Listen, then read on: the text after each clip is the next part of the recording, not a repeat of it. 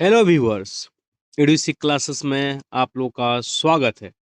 चलिए दोस्तों, इस सीरीज को आगे बढ़ाते हुए हम लोग अगले टॉपिक पे आते हैं। आज का टॉपिक है विजयनगर साम्राज्य और बहमनी राज। इसके साथ साथ हम लोग स्वतंत्र प्रांतीय राज को भी पढ़ेंगे। पिछले क्लास में हम लोगों ने सल्तनत काल को कंप्लीट कर लिया था, जिसमें गुलाम वंश, खिलजी वंश, तुगलक वंश, सैयद वंश और लोदी वंश को पढ़ा था।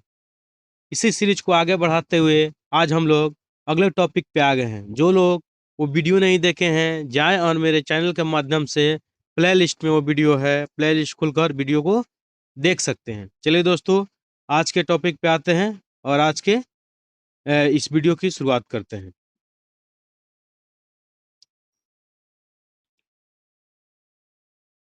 आज का टॉपिक है विजयनगर साम्राज्य को लेकर। पहले पढ़ते हैं कि विजयनगर साम्राज्य की स्थापना 1336 ईस्वी में हरिहर और बुक्का नामक दो भाइयों ने की, जो 5 भाइयों के परिवार के अंग थे। विजयनगर का शाब्दिक अर्थ होता है जीत का शहर। चलिए दोस्तों, हम लोग इसको समझते हुए आज से इस वीडियो को पढ़ेंगे। विजयनगर साम्राज्य, इसकी स्थापना कब होता है? तो 1336 में। 5 भाई रहते हैं। 5 भाइयों में से 2 भाई, एक का नाम रहता है हरिहर और एक का नाम रहता है बुक्का। 2 भाइयों ने मिलकर क्या करता है, विजयनगर साम्राज्य की स्थापना करते हैं। और विजय का शाब्दिक अर्थ होता है जीत। विजय का मतलब क्या होता है? विजय हो गया मतलब जीत गया। तो विजयनगर के शाब्दिक अर्थ क्या होता है?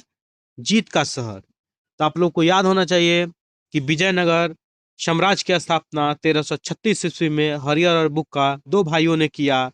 और विजयनगर का शाब्दिक अर्थ क्या होता है? जीत का शहर होता है।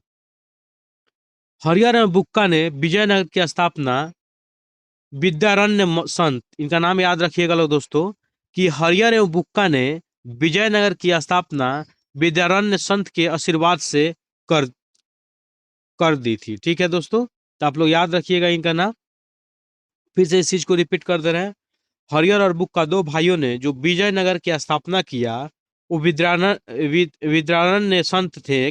उन्हीं के आशीर्वाद से प्राप्त करके ये विजयनगर साम्राज्य की स्थापना किए दोनों भाई। ठीक है, चलिए आगे आते हैं।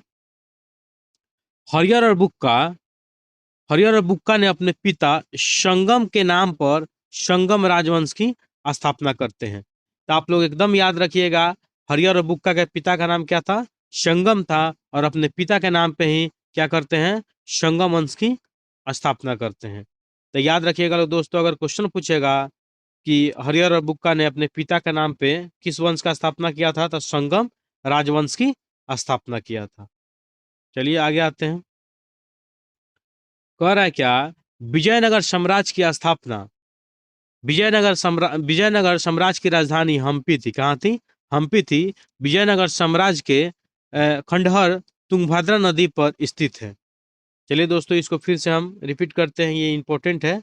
विजयनगर साम्राज्य की राजधानी पूछता हमेशा, तो आप लोग याद रखिएगा कि विजयनगर साम्राज्य की राजधानी हम्पी, कर्नाटक।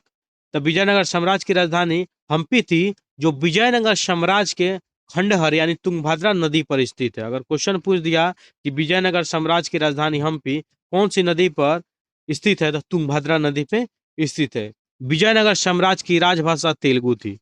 एकदम दोस्तों याद रखिएगा, क्वेश्चन कि पूछ दिया कि विजयनगर साम्राज्य की राजभाषा क्या थी, तो तेलुगु थी। क्या थी? तेलुगु थी। चलिए इसको हम लोग फिर से एक बार समझते हैं, और फिर इसके बाद जो ये संगम वंश के प्रमुख राज जो शासक हुए उसको हम लोग पढ़ेंगे। तो इसमें मेन मेन जो चीजें हैं उसको हम फिर से समझा देते हैं कि सबसे पहले विजयनगर साम्राज्य की स्थापना 1336 में हरिहर और बुक्का 2 भाइयों ने किया। विजयनगर का शाब्दिक अर्थ होता है जीत का शहर।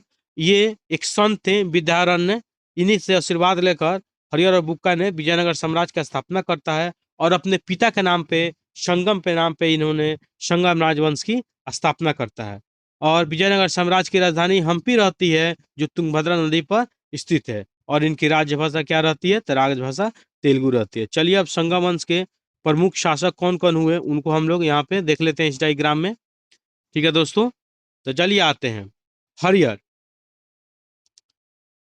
एक सूचना था आप लोगों को कि 1799 दरोगा से पूर्व पूरे लूसेंट को कंप्लीट कर दिया जाएगा। जो लोग भी मेरे सीरीज से नहीं जुड़े हैं वो सीरीज से जुड़े और चैनल को लाइक और सब्सक्राइब करना ना भूलें, ताकि आप लोग 1799 दरोगा से एग्जाम होने से पूर्व पूरे लूसेंट की रिवीजन कराया जा सके। यहाँ पे फास्ट रिवीजन है, आप लोग चैनल से जुड़ सकते हैं और अपनी तैयारी को मजबूत कर सकते हैं। चलिए दोस्तों, आते हैं संगम वंश के प्रमुख शासक कौन कौन हुए।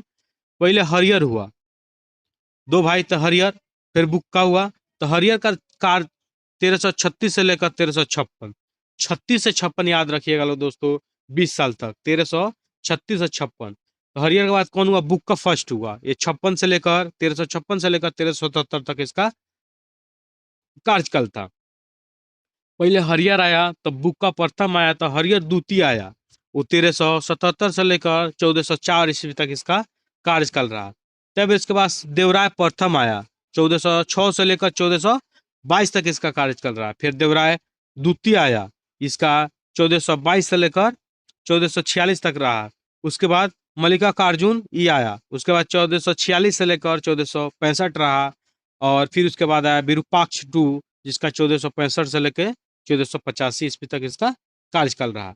तो सबसे इंपॉर्टेंट अगर ये सीक्वेंस में दे देता है कि संगम वंश के प्रमुख शासन को उसके कार्यकाल अनुसार सजाइए, तो आप लोग याद रखिएगा पहले हरियर था, फिर उसके बाद उसके बाद बुक्का था, फिर हरियर द्वितीय था, फिर देवराय प्रथम था, फिर देवराय द्वितीय था, फिर मल्लिकार्जुन था, फिर उसके बाद से विरूपाक्ष द्वितीय था।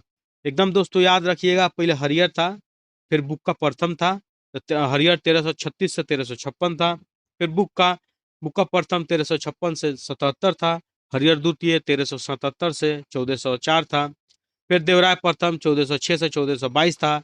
और देवराय द्वितीय 1422 से 1446 था। और इसके बाद मल्लिकार्जुन 1446 से 1465, विरूपाक्ष द्वितीय 1465 से 1485। ठीक है दोस्तों, चलिए अब आगे आते हैं। यहाँ पे एक नोट में लिखा हुआ है कि हम्पी के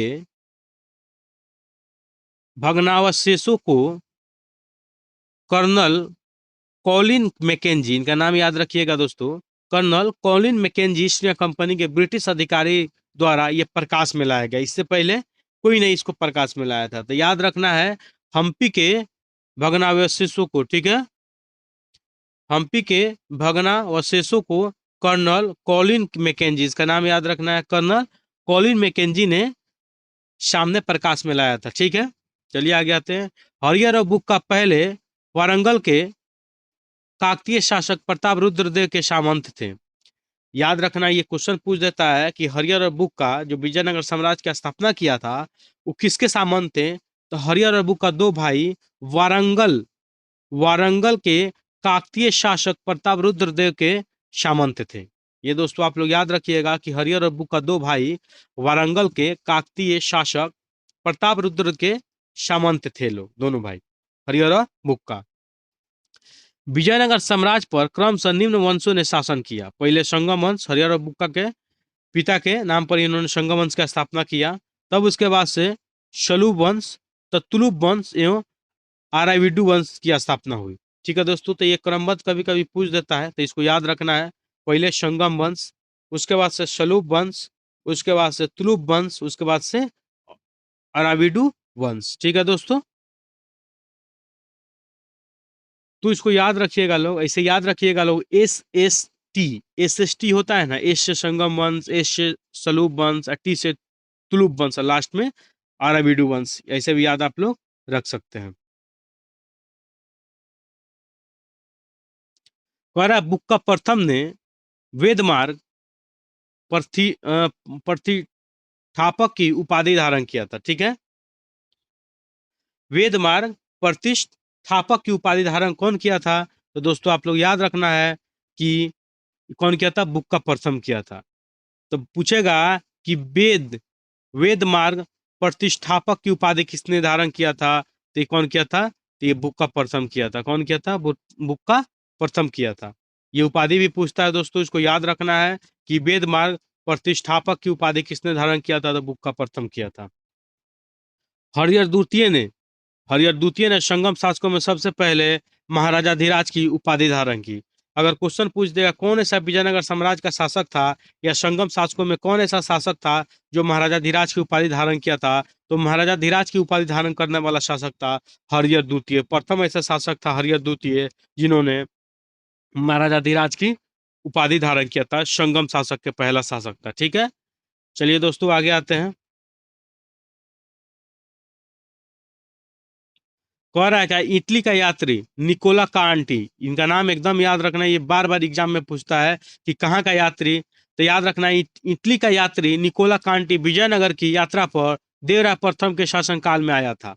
तो ये क्वेश्चन बार बार, इसने दास प्रथा के बारे में विस्तृत वर्णन किया। कौन? निकोला कांटी। क्वेश्चन यहाँ से बार बार पूछा जाता है कि निकोला कांटी जो इटली का यात्री था, वो विजयनगर के किस शासक के दरबार में आया था? तो देवराय प्रथम, देवराय द्वितीय सब दिया रहता है दोस्तों, तो कंफ्यूज नहीं होना है, देवराय प्रथम आंसर करना है। फिर से हम बता देते हैं, ये इटली का था निकोला कांटी। ठीक है, निकोला कांटी विजयनगर यात्रा पर देवराय प्रथम के शासनकाल में आया था, जो दास प्रथा के बारे में विस्तृत वर्णन करता है। कह रहा है कि देवराय प्रथम ने तुंगभद्रा नदी पर एक बांध बनवाया ताकि जल की कमी दूरी करने के लिए नगर में नहरों को ला सके। सिंचाई के लिए उसने हरिद्रा नदी पर भी बांध बनाया। देखिए दोस्तों, जो हम्पी थी विजयनगर साम्राज्य की राजधानी, उसी कह रहा है कि देवराय प्रथम ने तुंगभद्रा, जो हम्पी तुंगभद्रा नदी के किनारे थी, वही कह रहा है देवराय प्रथम ने तुंगभद्रा नदी पर एक बांध बनवाया और जल की कमी दूर करने के लिए नहरें ला जा सके, ये सब निर्माण किया। इसके अलावा हरिद्रा नदी पर भी वो क्या करता है? बांध बनवाता है। ठीक है दोस्तों, चलिए अब थोड़ा सा डायग्राम को देख लेते हैं। यहाँ पे डायग्राम है, उसको भी हम लोग देख लेते हैं।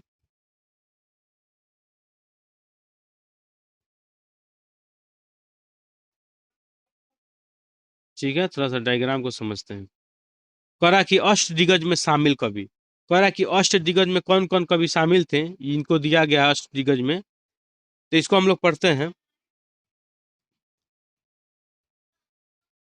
अल शनि पेद्दन, इनका नाम याद रखिएगा, अल शनि पेद्दन। ठीक है, तो कह रहा है कि अल शनि पेद्दन, इनका नाम याद रखना है कि अल शनि पेद्दन ने मनु चरित्रम एवं हरिका हरिक थासार, इनका रचना है। कौन कौन? ये दोनों नाम याद रखना है दोस्तों। अल शनि पेद्दन, अल शनि पेद्दन, इनका जो रचना रचना है वो मनु चरित्रम। कौन है? मनु चरित्रम एवं हरिक थासार, इनका इनका जो रचनाकार है हरिक थासार है और मनु चरित्रम है। तो ये पूछता है मनु चरित्रम किसका लिखा हुआ है? तो अल्सनी पेद्दन का लिखा हुआ है। ठीक है, उसके बाद आता है नंदितिम। नंदितिम ये कौन है? परिजात हरण। परिजात हरण कौन लिखा है? तो ये लिखे नंदी तिम, इनका नाम याद रखना है नंदितिम का, जो परिजात हरण इनका द्वारा लिखा गया है। भट्ट मूर्ति, भट्ट मूर्ति, इनके द्वारा क्या क्या लिखा गया है? तो नर शपुपालियम, याद रखना है, नर शपुपालियम और हरिश्चंद्रन लोकाख्यानम, इनके द्वारा लिखा गया है। तो भट्ट मूर्ति तो किसके किसके इनका इनके द्वारा रचित जो रचना है, कौन कौन है? तो नर शपुपालियम और हरिश्चंद्र लोखा लोपाख्यानम। ठीक है, लोपाख्यानम, हरिश्चंद्र लोपाख्यानम। फिर इसके बाद से धूर्जति, धूर्जति द्वारा क्या है? कलहस्ती महात्म, याद रखना है, कलहस्ती महात्यम किसके द्वारा लिखा गया है? तो धूर्जति के द्वारा लिखा गया है। ये भी क्वेश्चन पूछता है, कलहस्ती महात्यम सेट में बार बार देखने को मिलता है, तो याद रखिएगा लोग दोस्तों। मल्लन, मल्लन क्या है? तो इसके द्वारा लिखा गया है राजशेखर चरित्र। ये दोस्तों बहुत इंपॉर्टेंट है कि राजशेखर चरित्र किसके द्वारा लिखा गया है? तो मल्लन के द्वारा लिखा गया है। किसके द्वारा? मल्लन। ठीक है दोस्तों, मल्लन के द्वारा लिखा गया है। फिर कह रहा है कि अच्युत, अच्युत राज रामचंद्र। ठीक है, अच्युत राज रामचंद्र के द्वारा क्या लिखा गया है? तो शकल कथा, शकल कथा सार संग्रह, याद रखना है, शकल कथा सार संग्रह एवं रामाभ्युदय, दो गो लिखा गया है इनके द्वारा भी, अच्युत अच्युत राज रामचंद्रन के द्वारा। ये भी क्वेश्चन पूछता है कि शकल शकल कथा सार संग्रह या रामाभ्युदय किसके द्वारा लिखा गया है? तो अच्युत राज रामचंद्र के द्वारा। और पिंगाली सूरत, ये इनके द्वारा क्या लिखा गया है? तो इनके द्वारा लिखा गया है राघव पांडिये। ठीक है, राघव पांडिये किसके द्वारा लिखा गया? तो पिंगाली सूरत के द्वारा लिखा गया है। और तेनाली रामकृष्ण, इनके द्वारा क्या लिखा गया है? तो पांडुरंग महात्म, पांडुरंग महात्म लिखा गया है। ये भी क्वेश्चन पूछता है एग्जाम में कि पांडुरंग महात्म किसके द्वारा लिखा गया है? तो तेनाली रामकृष्ण के द्वारा लिखा गया है। देखिए दोस्तों, ये थोड़ा सा डिफिकल्ट है, एक दो बार वीडियो को आप लोग देखिएगा तो चीजें याद हो जाएगी। ठीक है, चलिए आगे आते हैं। यहाँ पर दिया है तेलुगु के 5 महाकाव्य कौन कौन है, उसको भी हम लोग याद रखते हैं, ये बहुत इंपॉर्टेंट है, बार बार यहाँ से क्वेश्चन पूछे जाते हैं। तेलुगु के 5 महाकाव्य को पहले महाकाव्य पढ़ेंगे, फिर उसमें रचनाकार कौन कौन है उसको हम लोग पढ़ेंगे। तो कह रहा है आमुक्त माल्यद। ठीक है, आमुक्त आमुक्त माल्यद किसके द्वारा लिखा गया? तो कृष्णदेव राय के द्वारा लिखा गया। तो ये क्या है? महाकाव्य है। देखिए याद रखिएगा दोस्तों, ये तेलुगु के 5 महाकाव्य है, उसी को हम लोग पढ़ रहे हैं, ये पांचों महाकाव्य को पढ़ रहे हैं। ये ऐसे भी क्वेश्चन पूछ देता है कि निम्नलिखित में कौन से तेलुगु के महाकाव्य नहीं है, जो 5 में से दे देगा 4 कोई ऑप्शन, एक अलग दे देगा, तो इसे भी पूछ सकता है। तो ये तो आमुक्त माल्यद किसका है? रचनाकार तो कृष्णदेव राय के है, ये याद रखना है। मनुचरित्रम, ये महाकाव्य किसके द्वारा लिखा गया है? तो अलशनि पेद्दन के द्वारा लिखा गया। ऊपर भी हम लोग पढ़े थे अलशनि पेद्दन के बारे में। वसु चरित्र, ये हम पढ़े हैं लोग, किसके द्वारा लिखा गया है? तो भट्ट मूर्ति के द्वारा लिखा गया है वसु चरित्र। उसके बाद बोलेगा राघव पांड्या, राघव पांडी यमु महाकाव्य किसके द्वारा लिखा गया था? पिंगली सूरत के द्वारा लिखा गया, ऊपर इसको भी पढ़े लोग। उसको पांडुरंग महात्म, पांडुरंग महात्म किसके द्वारा? था तेनाली राम कृष्ण के द्वारा लिखा गया है, तेनाली रामकृष्ण के द्वारा। ये ज्यादा इंपॉर्टेंट है दोस्तों, इसको याद रखना है। फिर से हम एक बार पढ़ देते हैं कि अमुक्त माल्यद ये किसके द्वारा लिखा गया था? कृष्णदेव राय के द्वारा। मनु चरित्रम किसके द्वारा? था अलसनी पेद्दन के द्वारा लिखा गया है। वसु चरित्र किसके द्वारा लिखा गया है? तो भट्टमूर्ति के द्वारा लिखा गया है। उसके बाद बोलेगा राघव पांड्यम, राघव पांड्यम बियमु, बियमु किसके महाकाव्य किसके द्वारा लिखा गया था? पिंगली सूरत के द्वारा लिखा गया है। पांडुरंग महात्म्य महाकाव्य किसके द्वारा लिखा गया था? तेनाली रामकृष्ण के द्वारा लिखा गया है। तो ये दोस्तों आप लोग याद रखिएगा। चलिए अब हम आगे बढ़ते हैं। कह रहा है कि संगम वंश का सबसे प्रतापी राजा देवराय द्वितीय था। इसे इमाडी, देखिए इसका इसको एक इसको उपाधि से इसको पुकारा जाता है, इसका नाम है इमाडी देवराय। याद रखना है दोस्तों। कह रहा है कि संगम वंश का सबसे प्रतापी राजा रहता है कौन? देवराय द्वितीय। इसे इमाडी देवराय के नाम से भी जाना जाता है। इमाडी देवराय के नाम से भी किसे जाना जाता है? देवराय द्वितीय को जाना जाता है। फारसी राजदूत अब्दुल रज्जाक, इनका नाम बहुत इंपॉर्टेंट है, बार बार क्वेश्चन पूछता है, तो यहाँ से इसको याद रखिएगा। इसको पढ़ते हैं कि फारसी कौन? फारसी राजदूत अब्दुल रज्जाक देवराय द्वितीय के शासनकाल में विजयनगर आया था। इसके अनुसार विजयनगर में पुलिस वालों का वेतन वेश्यालय की आय से दी जाती थी। ठीक है दोस्तों, तो आप लोग याद रखिएगा कि फारसी राजदूत था कौन? अब्दुल रज्जाक, जो देवराय द्वितीय के समय में भारत आया था, विजयनगर साम्राज्य में आया था। ये बहुत इंपॉर्टेंट है दोस्तों, ये बार बार पूछता है कि अब्दुल रज्जाक किसके शासन के काल में विजयनगर साम्राज्य आया था? तो देवराय द्वितीय के समय में ये फारसी राजदूत अब्दुल रज्जाक आया था। और इसके अनुसार पुलिस वालों की जो वेतन मिलती थी वेश्यालय की आय से मिलती थी। इसके वैश्यालय की आय से दी जाती थी पुलिस कर्मियों की वेतन। तो क्वेश्चन ये भी पूछ सकता है कि विजयनगर के पुलिस वालों की वेतन वैश्यालय की आय से दी जाती थी किसके अनुसार? तो अब्दुल रज्जाक के अनुसार। ठीक है दोस्तों, ये याद रखना है आप लोगों को। तेलुगु कवि श्रीनाथ, इनका नाम क्या है? तेलुगु कवि श्रीनाथ कुछ दिनों तक देवराय द्वितीय के दरबार में रहे।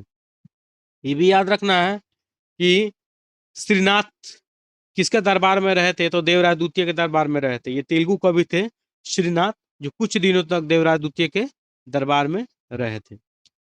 फरिश्ता, ये इंपॉर्टेंट है। फरिश्ता के अनुसार देवराय द्वितीय ने अपनी सेना में 2000 मुसलमानों को भर्ती किया था एवं उन्हें जागीरें दी थी। यह भी इंपॉर्टेंट है, क्वेश्चन पूछ सकता है कि किसके अनुसार देवराय द्वितीय ने अपनी सेना में 2000 मुसलमानों को भर्ती किया था? तो ये फरिश्ता के अनुसार। किसके अनुसार? फरिश्ता के अनुसार देवराय द्वितीय ने अपनी सेना में 2000 मुसलमानों की भर्ती किया था, उन्हें जागीरें भी दी थी। तो ये दोस्तों याद रखना है, इस टाइप का आजकल क्वेश्चन एग्जाम में बहुत पूछे जा रहे हैं, तो ये तो और इम्पोर्टेंट है। तो याद रखना है कि किसने 2000 मुसलमानों को अपने अपने मतलब उन्हें भर्ती किया था। तो याद रखना, सेना में भर्ती किया था देवराय द्वितीय किया था, ये फरिश्ता के अनुसार। चलिए आगे आते हैं कि एक अभिलेख में देवराय द्वितीय को जगबेटकर, याद रखना है जग बेटकर यानी हाथियों का शिकारी कहा गया है। वेदराज द्वितीय ने संस्कृत ग्रंथ महानाटक, शुद्धानिधि एवं ब्रह्मसूत्र का भाष्य लिखा है। ये क्वेश्चन इंपॉर्टेंट है दोस्तों, याद रखना है इसको हम लोग। चलिए तो इसको फिर से समझते हैं। कह रहा है कि एक अभिलेख में देवराज द्वितीय को क्या बोला गया है? जग बेटकर, याद रखना दोस्तों, बेटकर, जग बेटकर यानी हाथियों का शिकारी करने वाला कहा गया है। किसको? देवराय द्वितीय को। और देवराय द्वितीय ने संस्कृत ग्रंथ, देवराय द्वितीय ने संस्कृत ग्रंथ महानाटक, सुधानिधि एवं ब्रह्मसूत्र पर भाष्य लिखा है। तो आप लोग को याद होना चाहिए, देवराय द्वितीय ने संस्कृत ग्रंथ महानाटक, सुधानिधि एवं ब्रह्मसूत्र पर भाष्य लिखा है। मल्लिकार्जुन, मल्लिकार्जुन को प्रौढ़ देवराय भी कहा जाता है। ये भी क्वेश्चन एग्जाम में पूछ चुका है, तो याद रखना है दोस्तों। किसको, किस शासक को प्रौढ़ देवराय भी कहा गया है?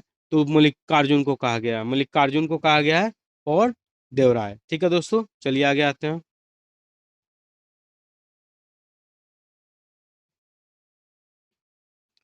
कह रहा है कि शालू शालुए नरसिंह ने विजयनगर में दूसरे राजवंश शालुए वंश की स्थापना करता है 1485 से लेके 1506। ठीक है दोस्तों, तो इस पे हम लोग पहले ही पढ़ लिए हैं कि विजयनगर साम्राज्य पे कौन कौन राजवंश का उदय हुआ था। संगम राजवंश का, सलूब राजवंश का, तुलुब राजवंश का और वंश का, आराविडु राजवंश का, जिसमें हम लोग SST पढ़े हैं लोग, SSTA यानी संगम वंश, सलूब वंश और तुलुब वंश एवं आराविडु वंश। तो उसी में क्या है, एक है शालू, शालू नरसिंह, नरसिंह याद रखिएगा इनका नाम। इन्हें नहीं विजयनगर में दूसरे राजवंश शालू वंश की स्थापना करता है।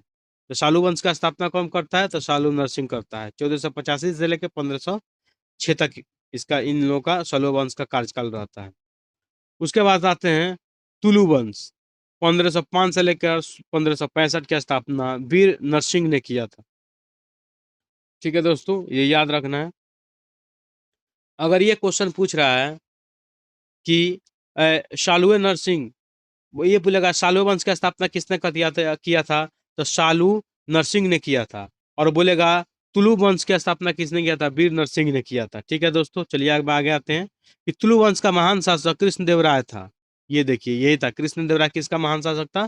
तो तुलु वंश का महान शासक था। वह 8 अगस्त 1509 को एक शासक बना। शालू तिम्मा कृष्णदेवराय का युग मंत्री एवं सेनापति था। बाबर ने अपनी आत्मकथा बाबरनामा में कृष्णदेवराय को भारत का सर्वाधिक शक्तिशाली शासक बताया है। चलिए दोस्तों, इसको फिर से समझते हैं। कह रहा है कि तुलु वंश का महान शासक कौन था? ये कृष्णदेवराय था। ये 8 अगस्त 1509 को क्या बनता है? शासक बनता है। और तिम्मा शालू तिम्मा कृष्णदेवराय का युग मंत्री और सेनापति था। ये क्वेश्चन पूछ देता है कि शालू तिम्मा किस शासक का मंत्री या सेनापति था? तो याद रखना, कृष्णदेव राय का युग मंत्री और सेनापति था। बाबर, इसका नाम याद रखना है। बाबर ने अपनी आत्मकथा बाबरनामा में कृष्णदेव राय को भारत का सर्वाधिक शक्तिशाली शासक बनाया है। तो क्वेश्चन पूछ सकता है, बाबरनामा में बाबर ने किसको भारत का सर्वाधिक शक्तिशाली राजा बताया है? तो कृष्णदेव राय को भारत का सर्वाधिक शक्तिशाली शासक उस समय बताया है। चलिए दोस्तों, आगे आते हैं। कृष्णदेव राय के शासन काल में पुर्तगाली यात्री डोमिगोस पायस, नाम रखना है इनका याद, डोमिगोस पायस विजयनगर आया था। कृष्णदेव राय ने पुर्तगालियों को भटकल में किला बनाने की अनुमति दी थी। ये बहुत इंपॉर्टेंट है, ये बार बार क्वेश्चन पूछता है कि कौन सा पुर्तगाली यात्री कृष्णदेव राय के शासन काल में आया था? तो याद रखना है डोमिगोस पायस। तो ये भी पूछ सकता है कि कृष्णदेव राय के समय में डोमिगोस पायस आया था, वो कौन सा यात्री था? पुर्तगाली था, अंग्रेज था या फ्रेंच था? तो आप लोग याद रखिएगा दोस्तों, पुर्तगाली यात्री था। डोमिगोस पायस, जो विजयनगर साम्राज्य में कृष्णदेवराय के समय में आया था। और कृष्णदेवराय ने पुर्तगालियों को भटकल में किला बनाने की अनुमति दे दिए थे। ये बहुत इंपॉर्टेंट है कि किसने भटकल में किला बनाने की अनुमति दे दिया था, तो कृष्णदेवराय पुर्तगालियों को भटकल में किले बनाने की अनुमति दे दिया था। कह रहा है कि कृष्णदेवराय के दरबार में तेलुगु साहित्य के 8 सर्वश्रेष्ठ कवि रहते थे, अष्टकवि जिसको बोलते हैं। तो याद रखना है, कृष्णदेवराय के दरबार में तेलुगु साहित्य के 8 सर्वश्रेष्ठ कवि रहते थे, जिनमें अष्टदिग्गज कहा जाता है। क्या कहा जाता है? अष्टदिग्गज, जो अष्टदिग्गज को हम लोग उस समय पढ़ लिए थे। अष्टदिग्गज तेलुगु कवियों में अलसनी पेद्दन स्वर प्रमुख था, जो संस्कृत एवं तेलुगु दोनों भाषाओं का विद्वान था। इसे तेलुगु कविता का पितामह व आंध्र कविता का पितामह भी उपाधि दिया जाता है या कहा जाता है। इसके शासनकाल में तेलुगु साहित्य का क्लासिक युग कहा गया है। हम लोग उस समय पढ़ लिए थे, अग्दिग्गज में शामिल थे कौन कौन? अलसनी पेद्दन थे, नंदी तिम थे, भट्टमूर्ति थे, धुरजती थे, फिर उसके बाद से मल्लन था, अच्युत राज रामचंद्रन था, पिंगाली सूरत था और तेनाली रामकृष्ण था। तो उसी में कह रहा है क्या कि अष्टदिग्गज तेलुगु में अलसन्नी पेद्दन, हम लोग पढ़े थे अलसन्नी पेद्दन, जिनका मनु चरित्र में हरि कथा सार था, जो इनका लिखा हुआ। वही कह रहा है कि अल्ली सन्नी पेद्दन स्वर प्रमुख था, जो संस्कृत और तेलुगु दोनों भाषाओं का विद्वान था। इसीलिए तेलुगु कविता का पितामह और आंध्र कविता का पितामह भी इससे कहा जाता है, किसको? अलसनी पेद्दन को। और इसके शासनकाल में तेलुगु साहित्य का क्लासिक युग कहा गया। किसके शासनकाल? इसी के शासनकाल में। ठीक है दोस्तों, ये भी बहुत इंपॉर्टेंट है, याद रखना है इसको भी। चलिए आगे आते हैं।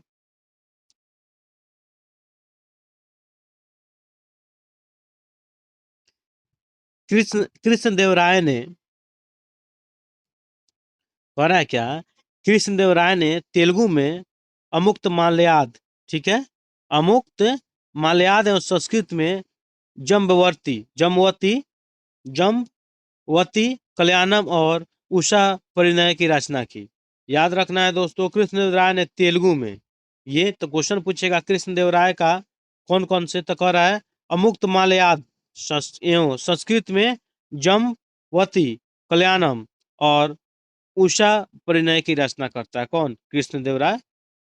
ठीक है दोस्तों, याद रखना है कृष्णदेवराय किसकी किसकी रचना? अमुक्त मलयाद एवं संस्कृत में जम्बवती कल्याणम और उषा परिणय की रचना भी कौन करता है? कृष्ण राय करता है। विजयनगर साम्राज्य में नंदी नागढ़ी, याद रखना है दोस्तों, नंदी नागढ़ी लिपि का प्रयोग होता है। ये क्वेश्चन पूछ देता है कि विजयनगर साम्राज्य में कौन सा लिपि का, तो नंदी नागढ़ी लिपि का प्रयोग किया गया है।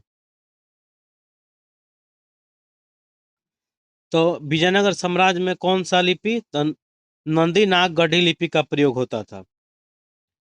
नागलपुर नामक नए प्रांत में हजारा राम एवं विठल विठल स्वामी मंदिर का निर्माण कृष्णदेवराय ने करवाया था। अब दोस्तों इसको याद रखना बहुत जरूरी है, ये एग्जाम में बार बार पूछे जाते हैं कि नागलपुर नामक नए प्रांत और हजारा राम एवं विठल स्वामी मंदिर का निर्माण कृष्णदेवराय ने करवाया था। तो याद रखना दोस्तों, नागलपुर नामक नए नगर में हजारा राम एवं विठल स्वामी मंदिर का निर्माण कौन करवाया था? तो कृष्णदेव राय ने करवाया था। इसके अतिरिक्त कृष्णदेव राय ने चिदम्बरम मंदिर, कौन? चिदम्बरम मंदिर, अंबारम में पार्वती मंदिर एवं कांचीपुरम में वरदराज एवं एक एकम्बर नाथ मंदिर का निर्माण करवाया। तो ये मंदिर का निर्माण बहुत करवाया था, याद रखना दोस्तों, कौन? कृष्णदेव राय। चलिए हम लोग समझते हैं, कृष्णदेव राय ने दिगंबर मंदिर, अंबारम में पार्वती मंदिर एवं कांचीपुरम में वरदराज वरदराज एवं एकम्बरनाथ मंदिर का निर्माण करवाया। कृष्णदेव राय की मृत्यु 1529 में हो गई। कृष्णदेव राय ने आंध्र भोज, अभिनव भोज, आंध्र पितामह आदि की उपाधि धारण किया था। ये बहुत इंपॉर्टेंट है, इसको हम लोग फिर से एक बार समझते हैं कि नागल नामक नए प्रांत नगर में हजारा राम एवं विठल स्वामी मंदिर का निर्माण कृष्णदेव राय ने करवाया। इसके अतिरिक्त कृष्णदेव राय ने चिदम्बरम मंदिर, अंबारम में पार्वती मंदिर एवं कांचीपुरम में वरदराज एवं एक बड़ा नाथ मंदिर का निर्माण करवाया। कृष्णदेव की मृत्यु 1529 में हो गई और कृष्णदेव राय की उपाधि जो धारण किया था आंध्र भोज का, अभिनव भोज का और आंध्र पितामह आदि की उपाधि धारण किया था। ठीक है। अब कह रहा है क्या कि तुलुव वंश का अंतिम शासक सदाविज था। तो दोस्तों याद रखना है ये भी कि तुलुव वंश का अंतिम शासक कौन था? सदाशिव था। कौन था? सदाशिव था। एकदम याद रखना है कि तुलुव वंश का अंतिम शासक सदाशिव था। कौन था? सदाशिव। चलिए अब आगे आते हैं कि राक्षसी तंगड़ी, इसका नाम याद रखना, राक्षसी तंगड़ी या तालिकोट या बन्नीहट्टी का युद्ध 23 जनवरी 1565 में हुआ था। इसी युद्ध के कारण विजयनगर का पतन हो गया। ये क्वेश्चन बार बार पूछता है कि विजयनगर का पतन कैसे तालिकोटा के युद्ध से होता है, और तालिकोटा ज्यादा देर तक पूछता है दोस्तों। तालिकोटा के युद्ध से विजयनगर साम्राज्य का पतन होता है। मगर इसके अलावा याद रखिएगा लोग, ठीक है, राक्षसी तंगड़ी तंगड़ी और तालिकोटा तो याद है। बन्नीहट्टी का युद्ध 13 जनवरी 1565 में हुआ। इसी युद्ध के कारण विजयनगर का पतन हो गया। ये क्वेश्चन बार बार पूछता है कि विजयनगर पतन का कारण क्या था? तालिकोटा का युद्ध। तालिकोटा का युद्ध 23 जनवरी 1565 में। तालिकोटा का युद्ध कब हुआ था? 1565 में। तो ये भी याद रखना है, विजयनगर विजयनगर का पतन का कारण था राक्षसी तंगड़ी या तालिकोटा या बन्नीहट्टी का युद्ध। कोई भी दिया रहे तो आंसर कर लेना है। चलिए दोस्तों आगे आते हैं। विजयनगर के विरुद्ध बने दक्षिण राज्यों के संघ में शामिल था। कह रहा है कि विजयनगर के विरुद्ध बने दक्षिण राज्यों के संघ में शामिल था। कौन? बीजापुर, अहमदनगर, गोलकुंडा एवं बीदर। इस संयुक्त मोर्चे के नेतृत्व अली आदिल शाह कर रहा था। ठीक है दोस्तों, कह रहा है विजयनगर के विरुद्ध बने दक्षिण राज्यों के संघ में शामिल कौन कौन था? तो ये बीजापुर था, अहमदनगर था, गोलकुंडा था एवं बीदर था। और इसके संयुक्त मोर्चे का नेतृत्व कौन कर रहा था? तो अली आदिल शाह कर रहा था। तालिकोटा के युद्ध में विजयनगर का नेतृत्व राम राय कर रहा था। ये बहुत इंपॉर्टेंट है दोस्तों, क्योंकि तालिकोटा का युद्ध से क्या होता है? तो विजयनगर सम्राट का पतन शुरू हो जाता है। ठीक है, तो याद रखना है कि तालिकोटा के युद्ध में विजयनगर का नेतृत्व कौन कर रहा था? राम राय कर रहा था। कौन कर रहा था? राम राय कर रहा था। विजयनगर के राजाओं और बहमनी के सुल्तानों के हित तीन अलग अलग क्षेत्रों में आपस में टकराते थे। तुंगभद्रा के दोआब में, कृष्णा कृष्णा गोदावरी के कछार में और मराठवाड़ा प्रदेश में टकराते थे। तो दोस्तों याद रखना है कि विजयनगर के राजाओं और बहमनी के सुल्तानों के हित तीन अलग अलग क्षेत्रों में आपस में टकराते थे। एक तो तुंगभद्रा के दोआब जो क्षेत्र था उसमें, और एक कृष्णा गोदावरी के कछार और मराठवाड़ा प्रदेश में ये लोग अपने आप में टकराते थे। कह रहा है क्या कि तालिकोटा युद्ध के बाद सदाशिव, कौन? याद रखना है दोस्तों, तालिकोटा के युद्ध में सदाशिव ने तिरुमल के सहयोग से पेनुकोंडा को राजधानी बनाकर शासन करना प्रारंभ कर दिया। ठीक है दोस्तों, जो तुलुव वंश का अंतिम शासक था सदाशिव, तो वही कह रहा है कि तालिकोटा युद्ध के बाद सदाशिव ने तिरुमल के सहयोग से पेनुकोंडा को राजधानी बनाकर शासन करना प्रारंभ कर दिया। तो ये तुलुव वंश का अंतिम शासक था कौन? सदाशिव, जो तिरुमल के सहयोग से पेनुकोंडा को राजधानी बनाकर शासन करना शुरू कर दिया। विजयनगर के चौथे राजवंश अराविडु वंश। याद रखना है दोस्तों, कौन कौन हम याद किए थे उस समय? SSTA यानी संगम वंश, शुरुए वंश और तुलुव वंश और अराविडु वंश। तो अराविडु अंतिम था। तो वही कह रहा है कि विजयनगर के चौथे राजवंश अराविडु वंश 1570 से लेकर 1672 के इस स्थापना तिरुमल ने किया था। और तिरुमल ने सदाविज को अपदस्थ यानी हटाकर पेनुकोंडा में किया। और अराकाविड वंश का अंतिम शासक रंग तृतीय था। देखिए दोस्तों, ये क्या होता है इसको हम समझाते हैं। जो सदाविज तिरुमल के संयोग से क्या करता है? पेनुकोंडा को राजधानी बनाकर शासन करना प्रारंभ करता है। फिर आगे चल के क्या करता है कि ये जो तिरुमल होता है ये सदाविज को हटा देता है, और क्या करता है? हटाने के बाद अराविडु वंश का स्थापना कर देता है। तो वही कह रहा है कि विजयनगर में चौथे राजवंश अराविडु वंश की स्थापना तिरुमल ने सदाविज को अपहृत कर पेनुकोंडा में कर दिया। जहाँ पे वो अपना राजधानी बनाया था उसी में स्थापित कर दिया। और वाराविडु वंश का अंतिम शासक कौन था? तो रंग तृतीय था। कौन था? रंग तृतीय था। ठीक है दोस्तों, अब आइए आगे। अराविडु शासक वेंकट टू के शासन काल में ही वेडियार यानी 1612 में मैसूर राज्य की स्थापना की। ये दोस्तों बहुत इंपॉर्टेंट है पूछता है बार बार कि मैसूर राज्य की स्थापना वेडियार ने 1612 में यही अरिक्कावेडु शासक वेंकट टू के शासन काल में किया था। ये बहुत इंपॉर्टेंट है रिलेवेंट करने के लिए। जब हम लोग कर्नाटक या मैसूर युद्ध इस सबको पढ़ेंगे तो उसको बहुत जरूरी है। तो याद रखिएगा, अरिक्काविडु शासक वेंकट टू के शासन काल में ही वेडियार ने 1612 ईस्वी में मैसूर राज्य की स्थापना करता है। याद रखना है, 1612 ईस्वी में मैसूर की स्थापना कौन करता है? तो वेडियार करता है। किसके शासन काल में?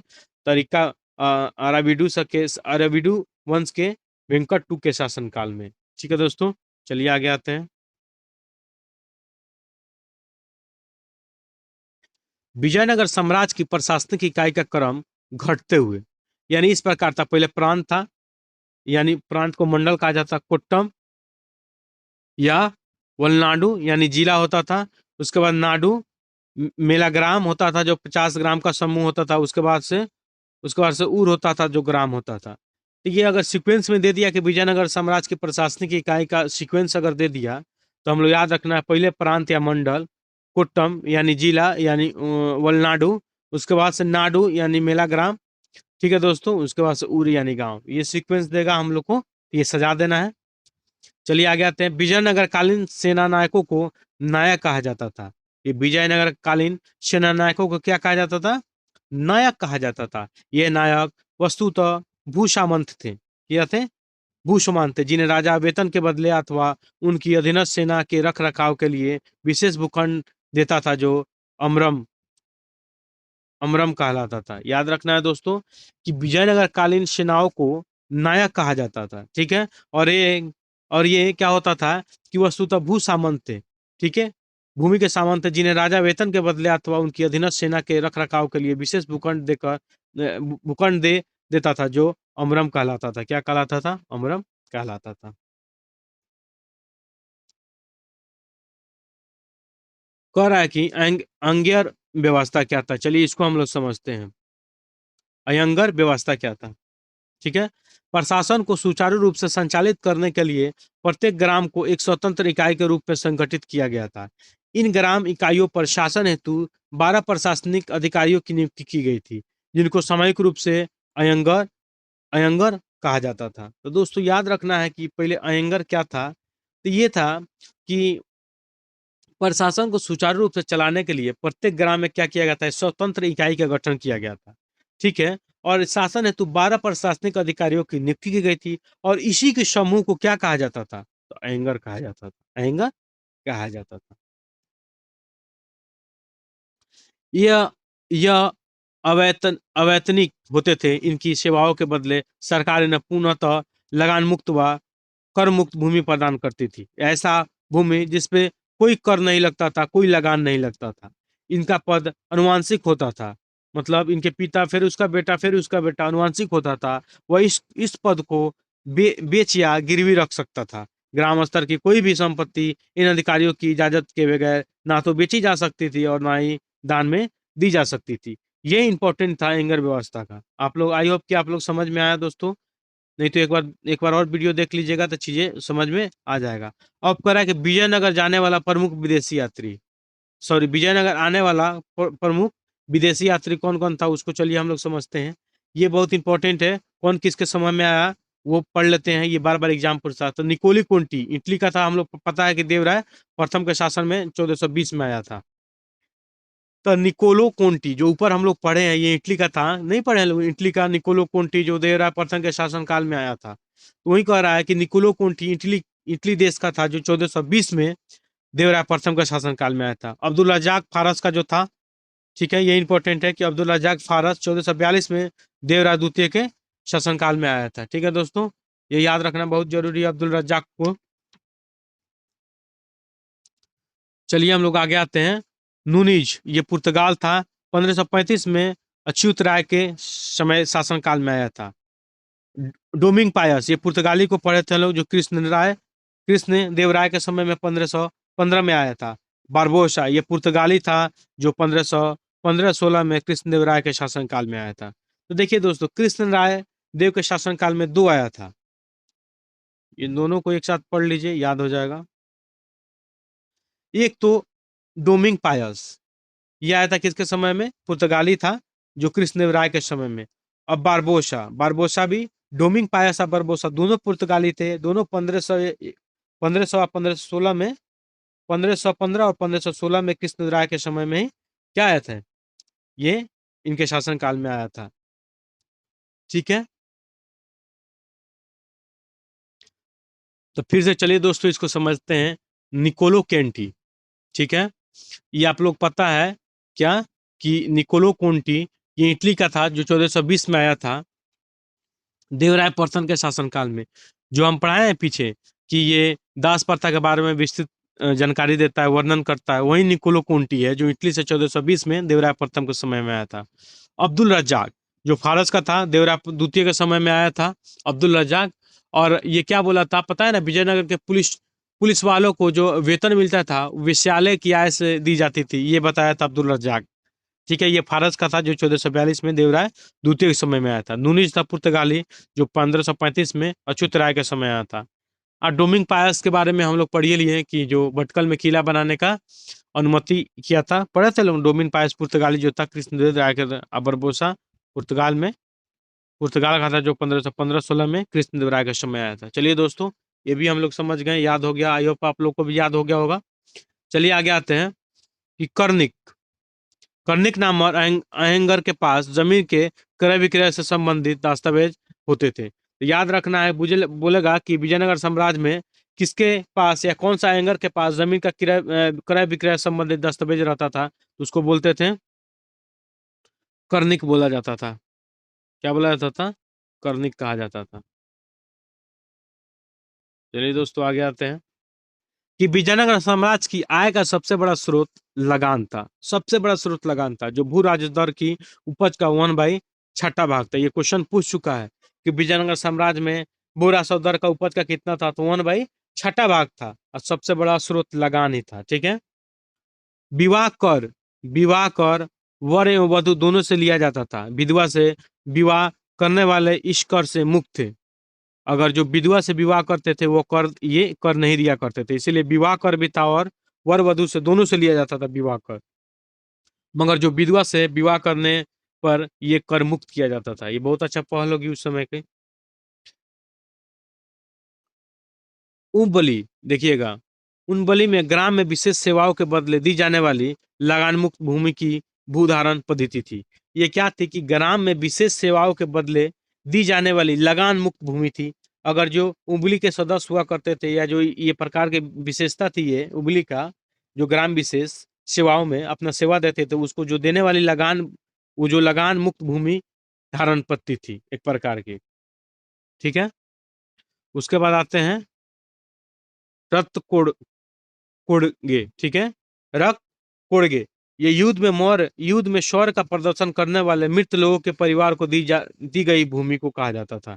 ये भी इंपॉर्टेंट है कि जो ऐसे ऐसे शूरवीर या शौर जो प्रदर्शन करने समय जो सेना में प्रदर्शन करते समय मर जाते थे, तो युद्ध में शौर्य का प्रदर्शन करने वाले मृत लोगों के परिवार को दी जाने वाली भूमि को क्या कहा जाता था? तो रक्त कोडगे कहा जाता था। ठीक है दोस्तों, चलिए आगे आते हैं।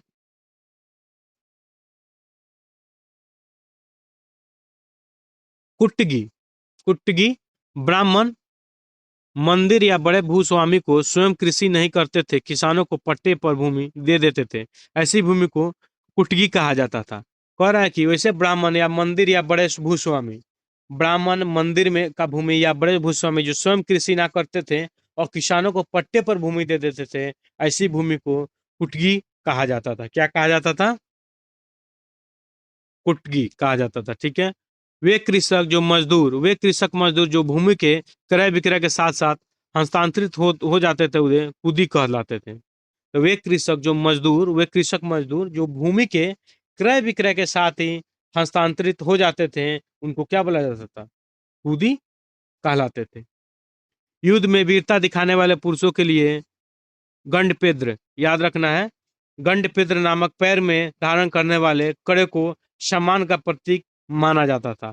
तो युद्ध में वीरता दिखाने वाले पुरुषों के लिए गंडपेद्र नामक पैर में धारण करने वाले कड़े को सम्मान का प्रतीक माना जाता था। कृष्णदेव राय के दरबार में महिला अंगरक्षिकाओं का वर्णन किया गया है। ये बहुत इंपॉर्टेंट है, पूछ सकता है किसके दरबार में महिला अंगरक्षिकाओं का वर्णन किया गया था कृष्णदेव राय के दरबार में। कृष्णदेव राय के दरबार में महिला अंगरक्षिका, समझ रहे हैं आप, महिला अंगरक्षिका थी कृष्णदेव राय के समय में, ये इंपॉर्टेंट है, ये पूछ सकता है। कह रहा है क्या, विजयनगर का सैन्य विभाग कदाचार कहलाता था तथा इस विभाग का उच्च अधिकारी दंडनायक या सेनापति होता था। टकसाल विभाग को जोरीखाना कहा जाता था। जो टकसाल होता था जहाँ पे, तो उसको क्या बोला जाता है, टकसाल विभाग को जोरीखाना कहा जाता था। तो दोस्तों याद रखना है कि विजयनगर का जो सैन्य विभाग था वो कदाचार कहलाता था। क्या कहलाता था? सैन्य विभाग कदाचार कहलाता था तथा इस विभाग का उच्च अधिकारी दंडनायक या सेनापति कहलाता था। जो टकसाल विभाग को जोरी खाना कहा जाता था। क्या कहा जाता था? जोरी खाना कहा जाता था। चोटियों की तरह व्यापार में निपुण दस्तकार वर्ग के लोग को वीर पंजाल कहा जाता था। कह रहा है कि चोटियों की तरह व्यापार में निपुण दस्तकार वर्ग के लोगों को क्या बोला जाता था? इसको वीर पंजाल कहा जाता था। ये भी याद रखना है। उत्तर भारत से दक्षिण भारत में आकर बसे लोगों को बड़वा कहा जाता था। याद रखना है, ये विजयनगर साम्राज्य में कह रहा है उत्तर से दक्षिण भारत में आकर बसे लोगों को बड़वा कहा जाता था। क्या कहा जाता था? बड़वा कहा जाता था। विजयनगर में दास प्रथा प्रचलित थी। मनुष्यों के क्रय विक्रय को वेश्वग कहा जाता था। पर्दा प्रथा का प्रचलन नहीं था, परंतु सती प्रथा स्वैच्छिक विद्वान थी। बाल विवाह सामान्य प्रथा थी। देखिए दोस्तों, उस समय क्या थी कि विजयनगर में दास प्रथा प्रचलित थी, दास प्रथा भी प्रचलित थी। मनुष्यों क्रय विक्रय को वेश्वक कहा जाता था। जो क्रय विक्रय मनुष्य करते थे उसको वेश्वक कहा जाता था। पर्दा प्रथा का प्रचलन नहीं था उस समय, परंतु सती प्रथा थी जो स्वैच्छिक, मतलब अपने स्वेच्छा से आप कर सकते थे। बाल विवाह सामान्य प्रथा उस समय थी। अब क्या कह रहा है कि मंदिरों में रहने वाली स्त्रियों को देवदासी कहा जाता था। इनको आजीविकों के लिए भूमि या नियमित वेतन दिया जाता था। कह रहा है कि मंदिरों में रहने वाली स्त्रियों को देवदासी कहा जाता था। इनको आजीविका के लिए भूमि या नियमित वेतन दिया जाता था। याद रखना है दोस्तों, महिला मंदिरों में रहने वाली स्त्रियों को क्या बोला जाता था? देवदासी कहा जाता था। विजयनगर के मंदिर स्थापत्य की एक प्रमुख विशेषता कल्याण मंडप एवं बाजार स्तंभों वाले गोपुरम का निर्माण था। कल्याण मंडप में देवता का विचार समारोह मनाया जाता था। मंदिर के साथ साथ देवता की पत्नी हेतु अपमान मंदिर का भी निर्माण होता था। अम्मान मंदिर, सॉरी, अम्मान मंदिर, ठीक है। तो चलिए दोस्तों फिर से इसको समझते हैं कि विजयनगर के मंदिर स्थापत्य की एक प्रमुख विशेषता कल्याण मंडप एवं बाजार स्तंभों वाले गोपुरम का निर्माण था। कह रहा है कि 1000 स्तंभों वाले गोपुरम। विजयनगर मंदिर स्थापत्य की एक प्रमुख विशेषता थी कल्याण मंडप एवं 1000 स्तंभों वाले गोपुरम का निर्माण तथा कल्याण मंडप में देवता का विवाह समारोह मनाया जाता था। ये जो कल्याण मंडप में देवता का विवाह समारोह मनाया जाता था। मंदिर के साथ देवता की पत्नी हेतु अम्मान मंदिर का भी निर्माण होता था। देवता जो थे उसके पत्नी हेतु अम्मान मंदिर का भी निर्माण होता था। तिरुपति मंदिर में कृष्णदेवराय ने एवं उनकी पत्नी तिरुमल एवं चिंता देवी तथा वेंकट प्रथम आदि की मूर्तियां हैं। कह रहा है कि तिरुपति मंदिर में कृष्णदेवराय एवं उनकी पत्नियां निरुमल एवं चिंता देवी की तथा वेंकट प्रथम आदि की मूर्तियां हैं। तो ये उस समय अपने इनके साथ साथ अपनी पत्नियों का भी मूर्तियां का निर्माण होता था, ठीक है। तो तिरुपति मंदिर में, कौन सी मंदिर में? तिरुपति मंदिर में कृष्णदेवराय एवं उनकी पत्नियां तिरुमल एवं चिंता देवी तथा वेंकट प्रथम आदि की मूर्तियां हैं। कह रहा है कि महानवमी का त्योहार विजयनगर का प्रमुख राज्योत्सव था। यह उत्सव देवी दुर्गा को प्रसन्न करने के लिए था। याद रखना है दोस्तों कि महानवमी का त्योहार विजयनगर का प्रमुख राज्योत्सव था। याद रखना है, पूछेगा विजयनगर का प्रमुख राज्योत्सव कौन था, तो कौन था? महानवमी का त्योहार था, ठीक है। यह उत्सव देवी दुर्गा को प्रसन्न करने के लिए किया जाता था। किसके लिए? देवी दुर्गा को प्रसन्न करने के लिए किया जाता था। विजयनगर काल की कन्नड़ कृतियों में भीमक द्वारा रचित वाश वाशव पुराण, कौन? वाशव पुराण अत्यंत प्रसिद्ध और लिंगायत धर्म ग्रंथ है। ठीक है दोस्तों, ये याद रखना है कि विजयनगर काल की कन्नड़ कृतियों में भीमक द्वारा रचित कौन है? वाशव पुराण अत्यंत प्रसिद्ध लिंगायत धर्म ग्रंथ है। ठीक है, किसके द्वारा? भीमक के द्वारा रचित है वाशव पुराण। बार बार क्वेश्चन पूछता है, ये याद रखना है कि वाशव पुराण किसके द्वारा? तो भीमक के द्वारा रचित एक अत्यंत लिंगायत धर्म ग्रंथ है। ठीक है दोस्तों, अब आगे आते हैं। कह रहा है क्या कि मदुरा विजयम, ठीक है दोस्तों, मदुरा विजयम बुक्का प्रथम के पुत्र कुमार कंपन की पत्नी गंगा देवी की रचना है। तो याद रखना है दोस्तों, ये क्वेश्चन पूछता है कि मदुरा विजयम किसकी है? तो गंगा देवी की रचना है। किसका है? तो ये गंगा देवी कौन थी? तो बुक्का प्रथम के पुत्र कुमार कंपन की पत्नी थी। तो मदुरा विजयम बुक्का प्रथम के पुत्र कुमार कंपन की पत्नी गंगा देवी की रचना है। तो सबसे ज्यादा जरूरी है कि मदुरा विजयम किसकी रचना है? तो गंगा देवी की रचना है, याद रखना बहुत जरूरी है। कृष्णदेव राय और राम राय एक अच्छे संगीतज्ञ थे। लक्ष्मी नारायण कृष्णदेव राय का दरबारी संगीतकार था। उससे संगीत सूर्योदय नामक पुस्तक की रचना की। तो दोस्तों ये भी याद रखना है आप लोगों को। तो फिर से इसको पढ़ते हैं कि कृष्णदेव राय और राम राय एक अच्छे संगीतज्ञ थे। तो कृष्णदेव राय और राम राय एक अच्छे संगीतज्ञ थे। लक्ष्मी नारायण कृष्णदेव राय का दरबारी संगीतकार था। तो याद रखना है दोस्तों, अगर कृष्णदेव राय का दरबारी संगीतकार पूछेगा तो लक्ष्मी नारायण था। इसने संगीत संगीत सूर्योदय नामक पुस्तक की रचना की। अगर क्वेश्चन पूछेगा संगीत सूर्योदय नामक पुस्तक की रचना किसने किया था? तो लक्ष्मी नारायण किया था, जो कृष्णदेव राय का दरबारी संगीतकार था। संत विदरण संत विदरण ने संगीत ग्रंथ संगीत रसार की रचना किया। ठीक है दोस्तों, तो याद रखना है दोस्तों, संत विदरण ने संगीत ग्रंथ संगीत सार की रचना किया। ठीक है दोस्तों, संगीत सार। तो याद ये कौन थे? ये जो विद्यानंद संत थे, इन्हीं से ना आशीर्वाद लेकर हरिहर और बुक्का विजयनगर साम्राज्य की स्थापना करता है। वही कह रहा है कि संत विद्यानंद ने संगीत ग्रंथ संगीत सार की रचना किया। ठीक है दोस्तों, याद रखना है। वीणा विजयनगर साम्राज्य का सर्वाधिक प्रसिद्ध और लोकप्रिय संगीत वाद्य था। कह रहा है कि वीणा विजयनगर साम्राज्य का सर्वाधिक प्रसिद्ध और लोकप्रिय संगीत वाद्य था। ठीक है, वीणा था, वीणा विजयनगर साम्राज्य का। ठीक है,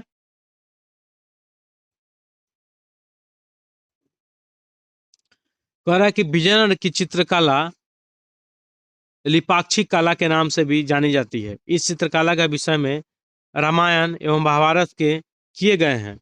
ये चित्रकला के विषय में रामायण एवं महाभारत से लिए गए हैं। विजयनगर में नृत्य और संगीत को मिलाकर एक शैली की विकसित हुई थी, जो यक्षिणी शैली के नाम से जानी जाती है। ये बहुत इंपॉर्टेंट है, इसको हम समझाते हैं फिर से। कह रहा है कि विजयनगर की जो चित्रकला है उसको लिपाक्षी कला के नाम से जाना जाता है। ये जो विजयनगर की चित्रकला था, क्यों? इस चित्रकला का विषय में रामायण और महाभारत से लिए गए हैं। ये चित्रकला का विषय जो है रामायण और महाभारत से लिए गए हैं। विजयनगर का जो नृत्य और संगीत को मिला एक शैली का विकसित हुआ, जिसको यक्षिणी शैली के नाम से जाना जाता है। नृत्य, नाच और संगीत, गान को मिलाकर एक शैली विकसित हुई, जिसको यक्षिणी शैली के नाम से जाना जाता है। तो याद रखना है दोस्तों, विजयनगर में यक्षिणी शैली का विकास हुआ है और विजयनगर चित्रकला में लिपाक्षी कला के नाम से भी जाना जाता है। ये बहुत इंपॉर्टेंट है, याद रखना है। विजयनगर का सर्वाधिक प्रसिद्ध सिक्का स्वर्ण का वराह था। याद रखना है दोस्तों कि विजयनगर का सर्वाधिक प्रसिद्ध सिक्का स्वर्ण का वराह था। इसका वजन 52 ग्रेन था, जिसे विदेशी यात्रियों में खून, प्रदोष या पगोड़ा के रूप में उल्लेखित किया है। सोने के छोटे सिक्कों को प्रताप तथा फनम कहा जाता है। प्रताप 26 ग्रेन तथा फनम 5.5 ग्रेन का होता था। चांदी के छोटे सिक्कों को तार कहा जाता था। विजयनगर की पश्चिमी तटीय क्षेत्रों में क्रूजेडो यानी पुर्तगाली और दिनार यानी फारसी और फ्लोरिन और डुकेट इटली मुद्राएं प्रचलित थी। चलिए इसको हम लोग फिर से समझ लेते हैं।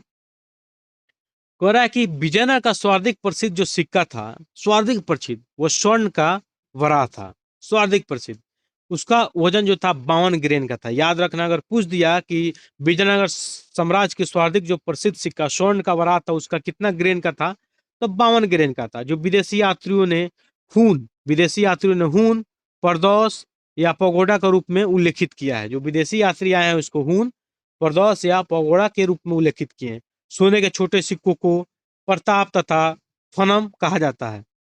सोने के छोटे सिक्कों को प्रताप तथा फनम कहा जाता है। प्रताप 26 ग्रेन का तथा फनम 5.5 ग्रेन का होता था। याद रखना है, प्रताप 26 ग्रेन का और फनम 5.5 ग्रेन का होता था।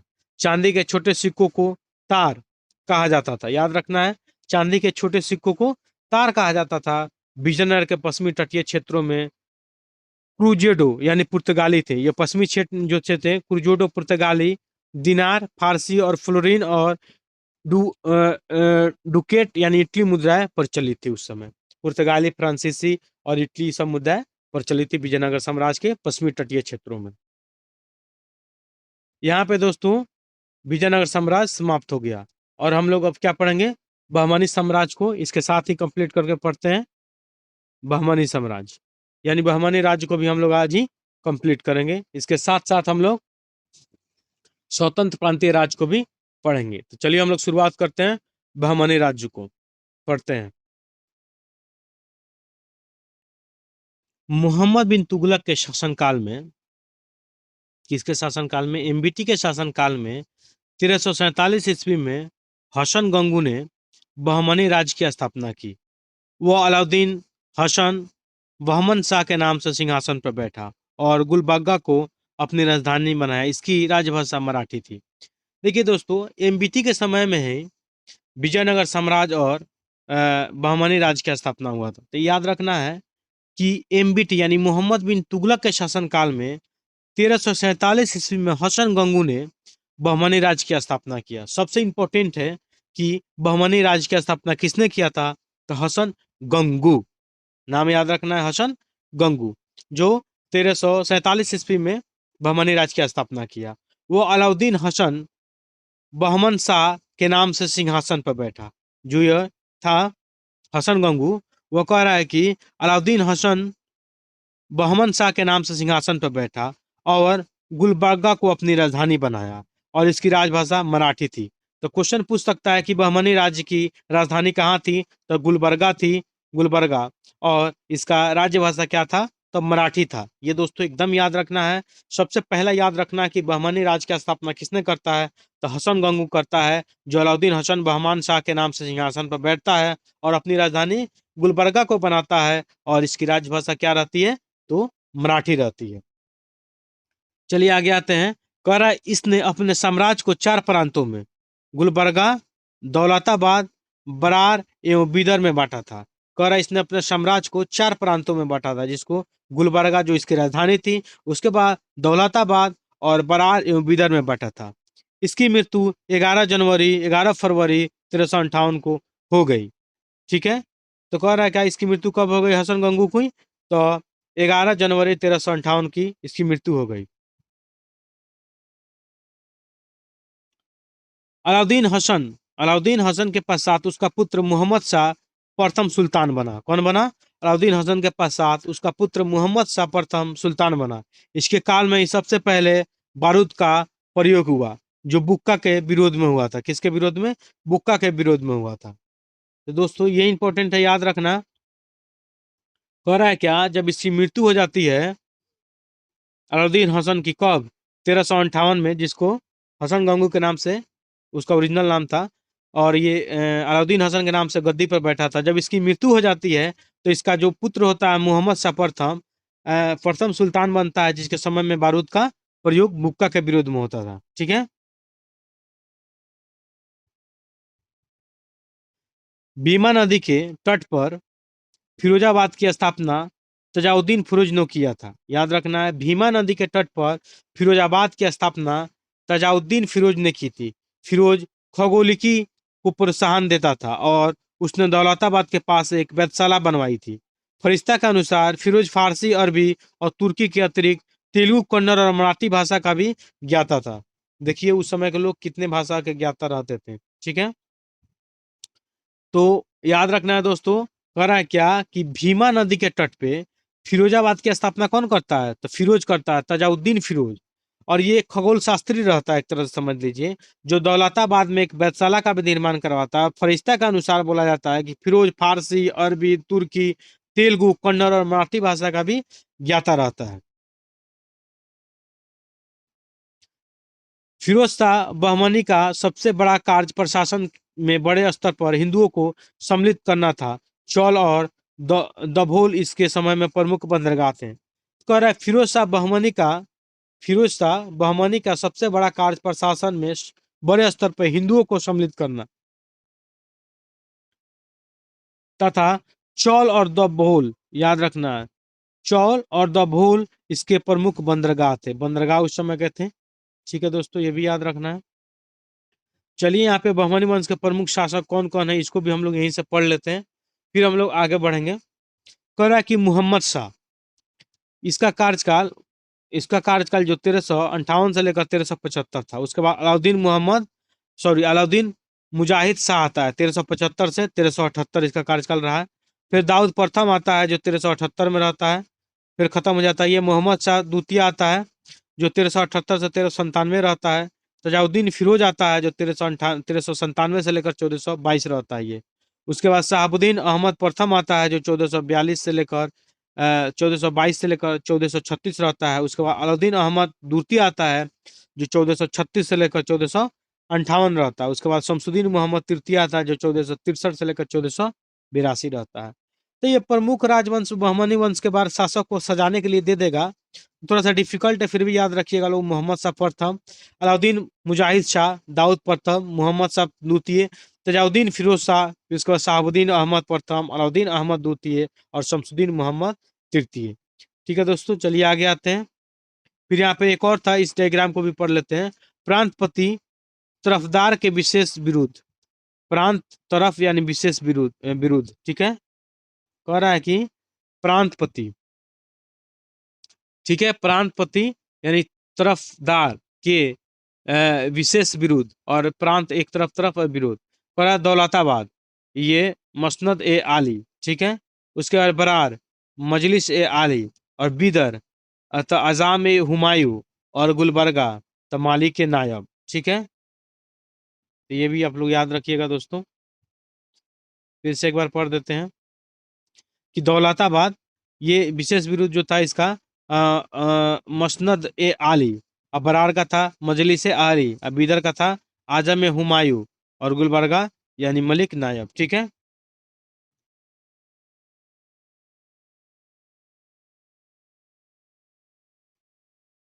चलिए आगे आते हैं। कह रहा है कि शहाबुद्दीन अहमद प्रथम ने अपनी राजधानी गुलबर्गा से हटाकर बीदर में स्थापित कर दिया।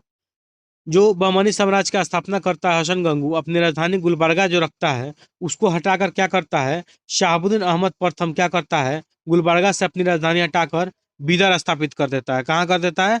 बीदर स्थापित कर देता है। और इसने बीदर का नया नाम मुहम्मदाबाद, याद रखना है दोस्तों। बीदर का पुराना नाम, सॉरी, बीदर का नया नाम मुहम्मदाबाद रख देता है। क्या रख देता है? अपना राजधानी परिवर्तित कर देता है बीदर में, उसका नाम बदल के मुहम्मदाबाद रख देता है।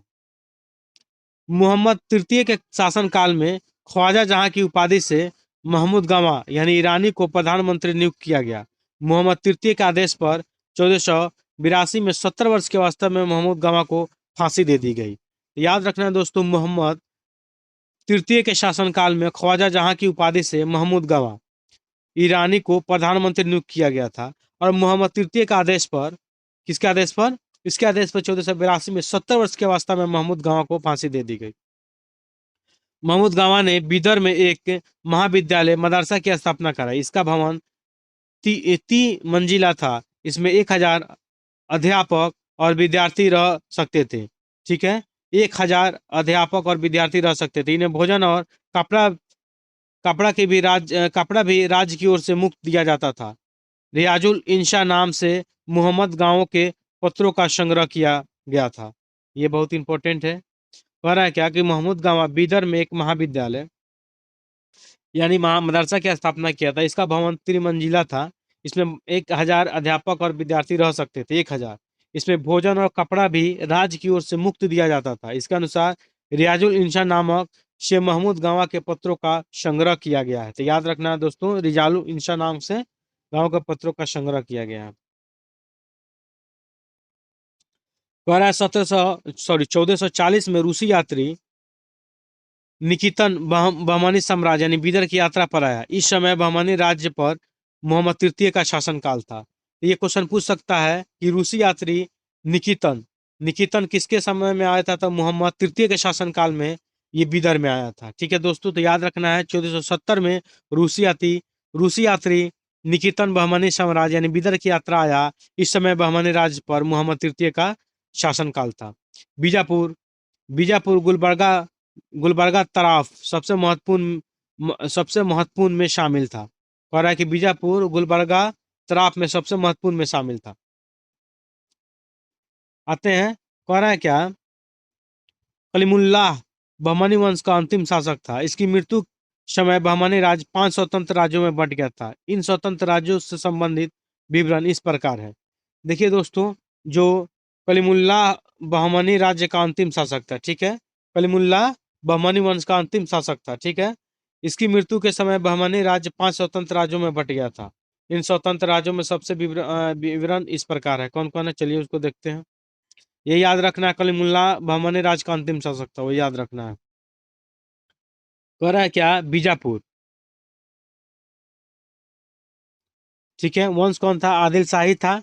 ये संस्थापक कौन था? यूसुफ आदिल शाह। तो यही ना होता है, बाद में यूसुफ आदिल शाह से ये बीजापुर को छीन लिया जाता है पुर्तगालियों के द्वारा। तो वही चीजें बाद में सब ये जब यूरोपियन कंपनी पढ़ेंगे तो फिर वहां पर भी देखेंगे। तो कह रहा है बीजापुर, यूसुफ आदिल शाह इनका पूरा नाम था। यूसुफ आदिल शाही वंश था, जो यूसुफ आदिल शाह के संस्थापक थे। आदिल शाही वंश, यूसुफ आदिल शाह। अहमदनगर, निजाम शाही वंश था, जो मलिक अहमद द्वारा 1490 में। बरार, इमाद शाही यानी फतेहुल्लाह और इमाद शाह थे। गोलकुंडा, कुतुब शाही कुतुब कुतुब सॉरी कुली कुतुब शाह था, ये याद रखना है। वीदर, जो बरीद शाही था वंशी, और अमीर अली बरीद था। देखिए दोस्तों, इसको फिर से एक बार हम रिपीट करते हैं। कह रहा है क्या, जो बीजापुर 5 राज्यों में विभाजित हो गया। तो जो बीजापुर था, ये कौन सा था? आदिल शाही वंश से संबंधित था, क्योंकि इसके संस्थापक कौन थे? तो यूसुफ आदिल शाह था, 1489 में किया। फिर अहमदनगर राज्य का इस पे निजाम शाही वंश का वर्चस्व था, क्योंकि संस्थापक मलिक अहमद था, जो 1490 में किया था। उसके बाद से बरार राज, इसका जो इमाद शाही वंश से संबंधित था, जो फतेहुल्लाह इमाद शाह ने किया था। गोलकुंडा कुतुब शाही वंश से संबंधित था, जो कौन? कुली कुतुब शाह ने किया था 1512 में। फिर विदर था, जो बरीद शाही वंश से संबंधित था, जो अमीर अली बरीद ने किया था 1526 में। मोहम्मद प्रथम के मंत्री शेफुद्दीन गौरी ने केंद्रीय शासन का कार्य कई विभागों में बांटा और 8 मंत्रियों को नियुक्त किया, जो इस प्रकार है। कौन था ये? याद रखना दोस्तों, मोहम्मद प्रथम। शेफुद्दीन गौरी ने मोहम्मद प्रथम के मंत्री था शेफुद्दीन गौरी, वही अपने ये 8 मंत्रियों को नियुक्त किया। कौन कौन उस प्रकार से 8 हम लोग देखते हैं। मंत्री और विभाग जो बांटा था।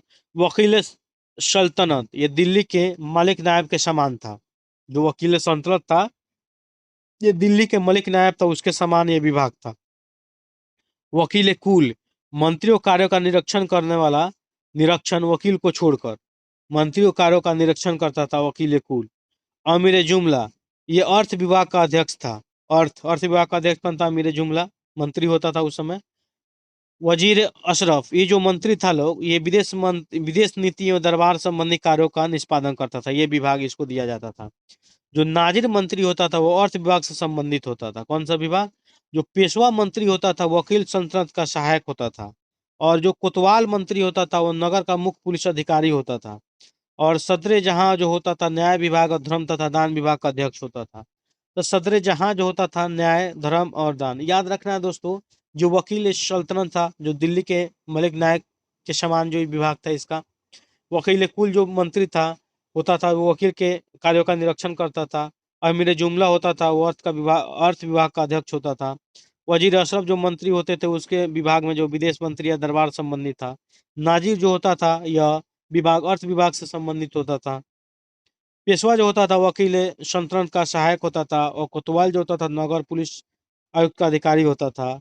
और इसके अलावा सदर जहां जो होता था न्याय विभाग, धर्म और दान विभाग का अध्यक्ष होता था। इस विभाग का आवंटन किया जाता था।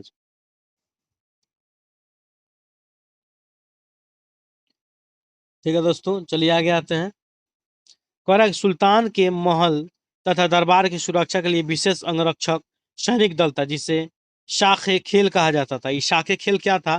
तो सुल्तान के महल के दरबार की सुरक्षा के लिए अंगरक्षक होते थे, उसी को क्या बोलते थे? शाखे खेल कहा जाता था।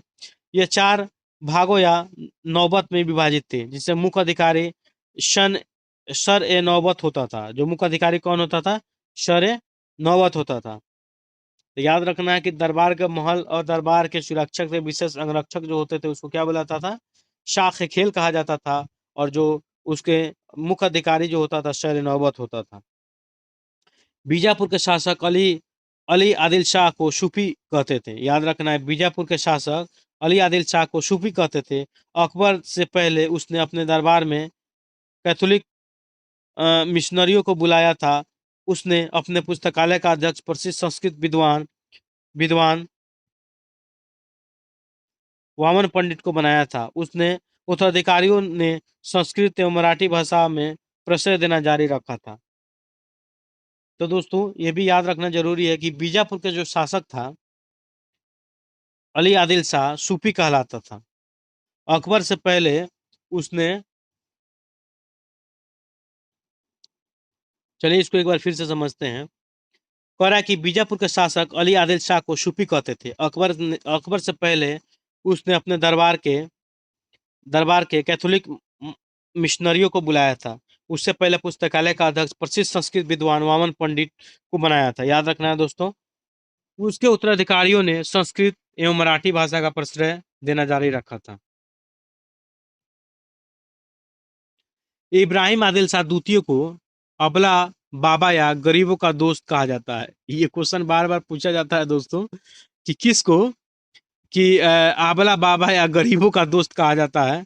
तो इब्राहिम आदिल शाह द्वितीय को, याद रखना है द्वितीय को दोस्तों, इब्राहिम आदिल शाह द्वितीय को आबला बाबा या गरीबों का दोस्त कहा जाता है। उसने किताब नौ रस, याद रखना है, किताब ए नौरस नाम की एक पुस्तक की रचना की, जिसमें गीतों को विभिन्न रंगों में बांधकर प्रस्तुत किया गया था। उसने नौरसपुर नाम से एक नई राजधानी बनाई। अपने व्यापक दृष्टिकोण के कारण यह जगत गुरु कहलाता था। उसने विठोवा की उपासना के केंद्र पंढरपुर पंढरपुर को भी अनुदान दिया। तो सबसे ज्यादा जरूरी है कि इब्राहिम आदिल शाह द्वितीय को अबला बाबा या गरीबों का दोस्त कहलाता था। उसने किताब नौरस, याद रखना है, किताब नौरस नामक एक प्रसिद्ध पुस्तक की रचना की, जिसमें गीतों को विभिन्न रंगों को बांधकर प्रस्तुत किया जाता था। उसने नौरसपुर नामक एक नई राजधानी भी बनाया था। जगत गुरु कहलाता था वो दृष्टिकोण, ये जगत गुरु के नाम से भी इनको जाना जाता है, एक तरह समझ लीजिए। चलिए थोड़ा आगे आते हैं। करा है क्या, मोहम्मद कुली कुतुब शाह ने 1591 से 92 में हैदराबाद के बीच में 4 मीनार बनवाई। इसमें चारों दिशाओं में 4 ऊंचे मेहराब हैं, जो 100 मंजिले और निज में से प्रत्येक की ऊंचाई 48 मीटर है। हैदराबाद शहर को कुली कुतुब शाह ने ही बसाया था। ये बहुत इंपॉर्टेंट है कि दोस्तों मोहम्मद कुली कुतुब शाह 1591-92 में हैदराबाद के बीच में 4 मीनार बनवाया था। 4 मीनार कहाँ है? था हैदराबाद के बीच में 1591-92 में मोहम्मद मोहम्मद कुली कुतुब शाह ने बनवाया था। इनमें चारों दिशाओं की तरफ 4 ऊंचे मेहराब भी हैं, जो 4 मंजिले हैं, और निम्न प्रत्येक की ऊंचाई 48 मीटर है। हैदराबाद शहर को कुली कुतुब शाह ने ही बसाया था। हैदराबाद शहर को कुली कुतुब शाह ने ही बसाया था।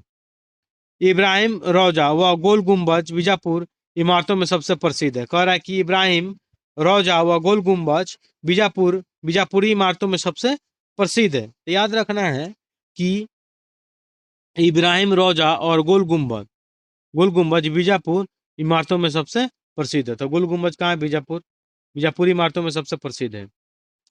इब्राहिम रोजा इब्राहिम आदिल शाह के मकबरा है। इब्राहिम रोजा इब्राहिम आदिल शाह का क्या है?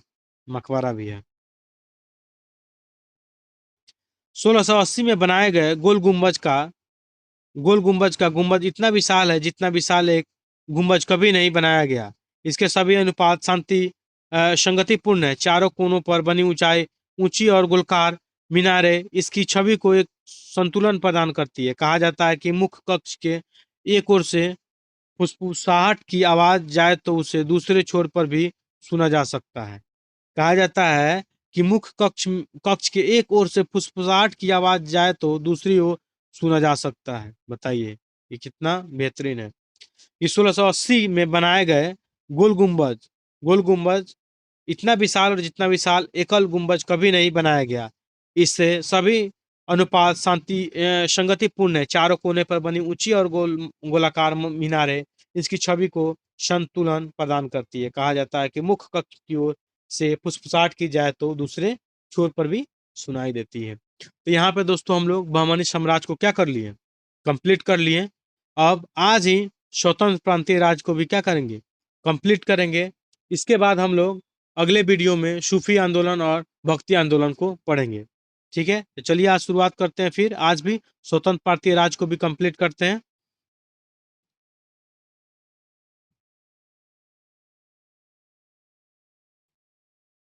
हो रहा है कि जौनपुर, पहले हम लोग जौनपुर को देखते हैं। जौनपुर की स्थापना फिरोज शाह तुगलक ने अपने भाई जूना खां या मोहम्मद बिन तुगलक की स्मृति में की थी। जौनपुर में स्वतंत्र सरकी राजवंश की स्थापना मलिक सरवर यानी ख्वाजा जहां ने की थी। थोड़ा डिफिकल्ट रहेगा दोस्तों, तो इसको चलिए हम लोग अच्छे समझते हुए पढ़ेंगे। कह रहा है क्या? जौनपुर, जौनपुर की स्थापना अगर पूछेगा तो फिरोज शाह तुगलक ने, कौन? फिरोज शाह तुगलक ने अपने भाई जूना खां या मोहम्मद बिन तुगलक की स्मृति में की थी। तो याद रखना है जौनपुर की स्थापना कौन करता है? तो फिरोज शाह तुगलक। जौनपुर में स्वतंत्र सरकी राजवंश की स्थापना मलिक सरवर या उसका ख्वाजा जहां ने की थी। तो याद रखना है दोस्तों, अगर पूछ देगा जौनपुर में स्वतंत्र सरकी राजवंश की स्थापना किसने किया, तो मलिक सरवर ने किया। यह क्वेश्चन पूछ चुका है एग्जाम में, इसको बहुत जरूरी है याद रखना कि जौनपुर में स्वतंत्र सरकी राजवंश की स्थापना किसने करता है, तो मलिक सरवर करता है, जो ख्वाजा जहां के नाम से भी इनको जाना जाता है। ख्वाजा जहां को मलिक उशरफ पूर्व का स्वामी की उपाधि 1394 ईस्वी में फिरोज शाह तुगलक के पुत्र सुल्तान महमूद ने दी थी। तो याद रखना है ख्वाजा जहां को यानी मलिक सरवर को क्या, तो मलिक उस शर्क यानी पूर्व का स्वामी, क्या, पूर्व का स्वामी की उपाधि 1394 में फिरोज शाह तुगलक के पुत्र सुल्तान महमूद ने दी थी। ठीक है दोस्तों, इसको आप लोग याद रखिएगा। अब क्या कह रहा है कि जौनपुर के अन्य प्रमुख शासक कौन कौन थे, तो मुबारक शाह था, 1399 से लेकर 1402 तक रहा उसका कार्यकाल। उसके बाद से शमसुद्दीन इब्राहिम शाह था, जो 1402 से 1436 था। उसके बाद से महमूद शाह 1436 से 1451 था। एवं उसके बाद अंतिम शासक हुसैन शाह था, जो 1458 से 1500 ईस्वी तक इसका कार्यकाल था। तो आप लोग को ऐसे भी क्वेश्चन पूछ सकता है कि शमसुद्दीन इब्राहिम शाह, ठीक है, किस स्वतंत्र प्रांतीय राज्य से संबंधित है? तो जौनपुर की ये प्रमुख शासक थे। ठीक है, याद रखना है। तो मुबारक शाह होते हैं 1399 से 1402 तक। उसके बाद शमसुद्दीन इब्राहिम शाह होता है 1402 से 1436। उसके बाद से महमूद शाह होता है 1436 से 51। एवं अंतिम शासक हुसैन शाह होता है, ठीक है, 1458 से 1500 तक। चलिए दोस्तों आगे आते हैं। कह रहा है क्या कि लगभग 75 वर्ष तक स्वतंत्र रहने के बाद जौनपुर पर बहलोल लोदी ने कब्जा कर लिया। जौनपुर पर कौन सा? बहलोल लोदी, जो लोदी वंश का स्थापना आप लोग हम लोग पढ़े हैं। ठीक है, पिछले क्लास में आप लोग जाकर वीडियो देख सकते हैं। ठीक है, तो 75 वर्ष तक स्वतंत्र रहने के बाद जौनपुर पर बहलोल लोदी ने कब्जा कर लिया। शर्की शासन के अंतर्गत विशेषकर इब्राहिम शाह के समय में जौनपुर में साहित्य एवं स्थापत्य कला के क्षेत्र में विकास का कारण जौनपुर को भारत का शिराज के नाम से जाना गया उस समय। तो याद रखना है कि शर्की शासन के अंतर्गत विशेषकर इब्राहिम शाह के शासनकाल में जौनपुर में साहित्य और स्थापत्य कला के क्षेत्र में विकास हुआ, जिस कारण जौनपुर को भारत का सिराज के नाम से जाना जाता है। याद रखना है दोस्तों, ये क्वेश्चन पूछ सकता है, तो इसको एकदम याद रखना है कि भारत के सिराज के नाम से किसे जाना जाता है, तो जौनपुर को जाना जाता है। किसको? भारत के सिराज के नाम से जौनपुर को जाना जाता है। चलिए दोस्तों आते हैं। कह रहा है कि अटाला देवी की मस्जिद का निर्माण 1408 में शर्की सुल्तान इब्राहिम शाह द्वारा किया गया था। तो कह रहा है क्या? अटाला देवी की मस्जिद, कौन? अटाला देवी की मस्जिद का निर्माण 1408 में शर्की सुल्तान इब्राहिम शाह के द्वारा किया गया था। तो ये भी याद रखना, अटाला देवी की मस्जिद का निर्माण किसने किया था? तो इब्राहिम शाह किया था। ठीक है। अटाला देवी मस्जिद का निर्माण कन्नौज के राजा विजय चंद्र द्वारा निर्मित अटाला देवी मंदिर को तोड़कर किया गया था। कह रहा है जो अटाला देवी मस्जिद का निर्माण है, जो कन्नौज के राजा विजय चंद्र द्वारा निर्मित अटाला देवी के मंदिर को तोड़कर वहां पे मस्जिद बनाया गया था। ठीक है दोस्तों, आप लोग पिछले वीडियो में हम लोग पढ़े थे बहुत सारा इससे रिलेवेंट चीजें। हम लोग जैसे ढाई दिन का झोपड़ा एक मस्जिद था, वो पहले संस्कृत विद्यालय था, उसको भी तोड़ के बनाया गया था। उसी प्रकार अटाला देवी मस्जिद का निर्माण कन्नौज के राजा विजय चंद्र के द्वारा निर्मित अटाला देवी मंदिर को तोड़कर बनाया गया था। ठीक है दोस्तों, चलिए आगे आते हैं। कह रहा है क्या कि जामा मस्जिद का निर्माण 1470 ईस्वी में हुसैन शाह सर्की के द्वारा किया गया था। पीर बोधन नामक सूफी संत इस काल का एक महान संगीतकार था। जामा मस्जिद का निर्माण 1470 में हुसैन शाह सर्की के द्वारा किया गया था। और पीर बोधन नामक सूफी संत इस काल का एक महान संगीतकार था। ठीक है। जामा मस्जिद का निर्माण 1470 ईस्वी में हुसैन शाह सर्की के द्वारा किया गया था। ठीक है दोस्तों, अब आगे आते हैं। कह रहा कि झजरी मस्जिद 1430 ईस्वी में इब्राहिम सर्की के द्वारा व लाल दरवाजा मस्जिद का निर्माण मोहम्मद शाह के द्वारा 1450 में किया गया था। तो याद रखना है, झजरी मस्जिद का निर्माण 1430 में इब्राहिम सर्की के द्वारा और लाल दरवाजा मस्जिद का निर्माण मोहम्मद शाह के द्वारा 1450 में किया गया था। यह इंपॉर्टेंट था। ये हम लोग यहाँ पे क्या पढ़ लिए? तो जौनपुर को कंप्लीट कर लिए। अब चलिए आगे आते हैं, अगले स्वतंत्र प्रांतीय राज्य को पढ़ते हैं, जिसमें क्या है? अगला कौन है? कश्मीर है। अब हम लोग कश्मीर को पढ़ेंगे। तो चलिए शुरुआत करते हैं कश्मीर की। सुहादेव नामक एक हिंदू ने 1301 ईस्वी में कश्मीर में हिंदू राज्य की स्थापना किया था। ठीक है, कश्मीर में हिंदू राज्य की कह रहा है कि सुहादेव नामक एक हिंदू ने 1301 में कश्मीर में हिंदू राज्य की स्थापना किया। 1339 से 40 में कश्मीर में शामिर के द्वारा प्रथम मुस्लिम वंश की स्थापना की गई। कश्मीर का प्रथम मुस्लिम शासक शामिर था, जो शमसुद्दीन शाह अमीर के नाम से गद्दी पर बैठा। याद रखना है दोस्तों, सबसे पहले कि सुहादेव नामक एक हिंदू ने 1301 में कश्मीर में हिंदू राज्य की स्थापना किया था, मगर 1339-40 में कश्मीर में शामिर के द्वारा प्रथम मुस्लिम वंश की स्थापना किया गया। अगर क्वेश्चन पूछ सकता है कश्मीर में प्रथम मुस्लिम वंश की स्थापना तो शामिर के द्वारा किया गया। यह कश्मीर का प्रथम मुस्लिम शासक था शामिर, जो शमसुद्दीन शाह मीर के नाम से गद्दी पर बैठा। इसने अपनी राजधानी इंद्रकोट में स्थापित किया। कहाँ किया? अपनी राजधानी इंद्रकोट में स्थापित किया। अलाउद्दीन ने राजधानी इंद्रकोट से हटाकर तो अलाउद्दीनपुर यानी श्रीनगर स्थापित कर दिया। जो बाद में शासक आता है अलाउद्दीन ने अपनी राजधानी इंद्रकोट से हटाकर कहाँ कर दिया? इंद्रकोट से हटाकर अलाउद्दीनपुर यानी श्रीनगर स्थापित कर दिया। ठीक है।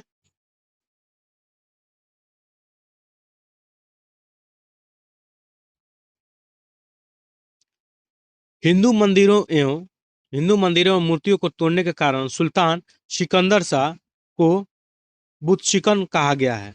करा हिंदू मंदिरों और मूर्तियों को तोड़ने के कारण सुल्तान सिकंदर शाह 1389 से 1413 को, इसका इनका ड्यूरेशन था, उसको बुत शिकन कहा गया है। तो कह रहा है हिंदू मंदिरों को एवं मूर्तियों को तोड़ने के कारण सुल्तान सिकंदर को क्या कहा गया है?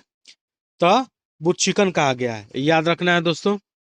1440 ईस्वी में जैनुल आबदीन सिंहासन पर बैठा। इसकी धार्मिक सहिष्णुता के कारण इसे कश्मीर का अकबर कहा गया है।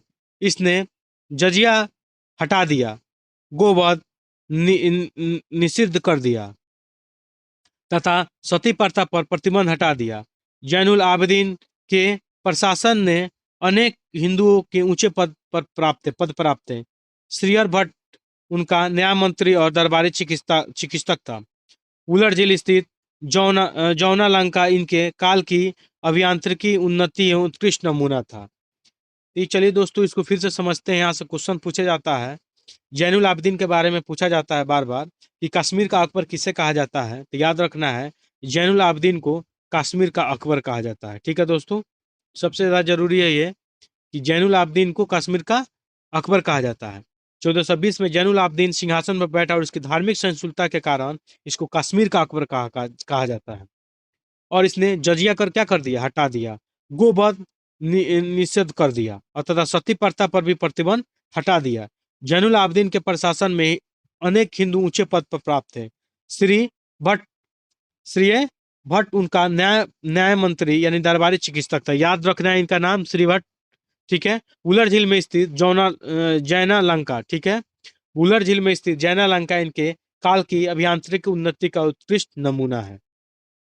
जैनुल आबदीन के समय का। ठीक है दोस्तों, चलिए आगे आते हैं।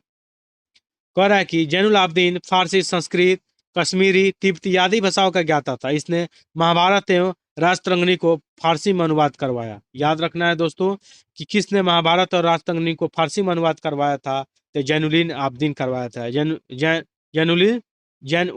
आबदीन। ठीक है दोस्तों, जैनुल आबदीन करवाया था। किसका? महाभारत और राजतरंगिणी को फारसी में अनुवाद। अब चलिए दोस्तों, यहाँ पे कश्मीर भी खत्म हो गया। ठीक है, तो याद रखना है दोस्तों। अब आगे आते हैं बंगाल पे। ठीक है, बंगाल पे आते हैं। कह रहा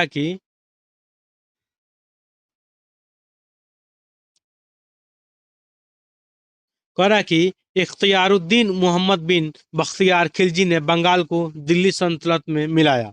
कह रहा है क्या?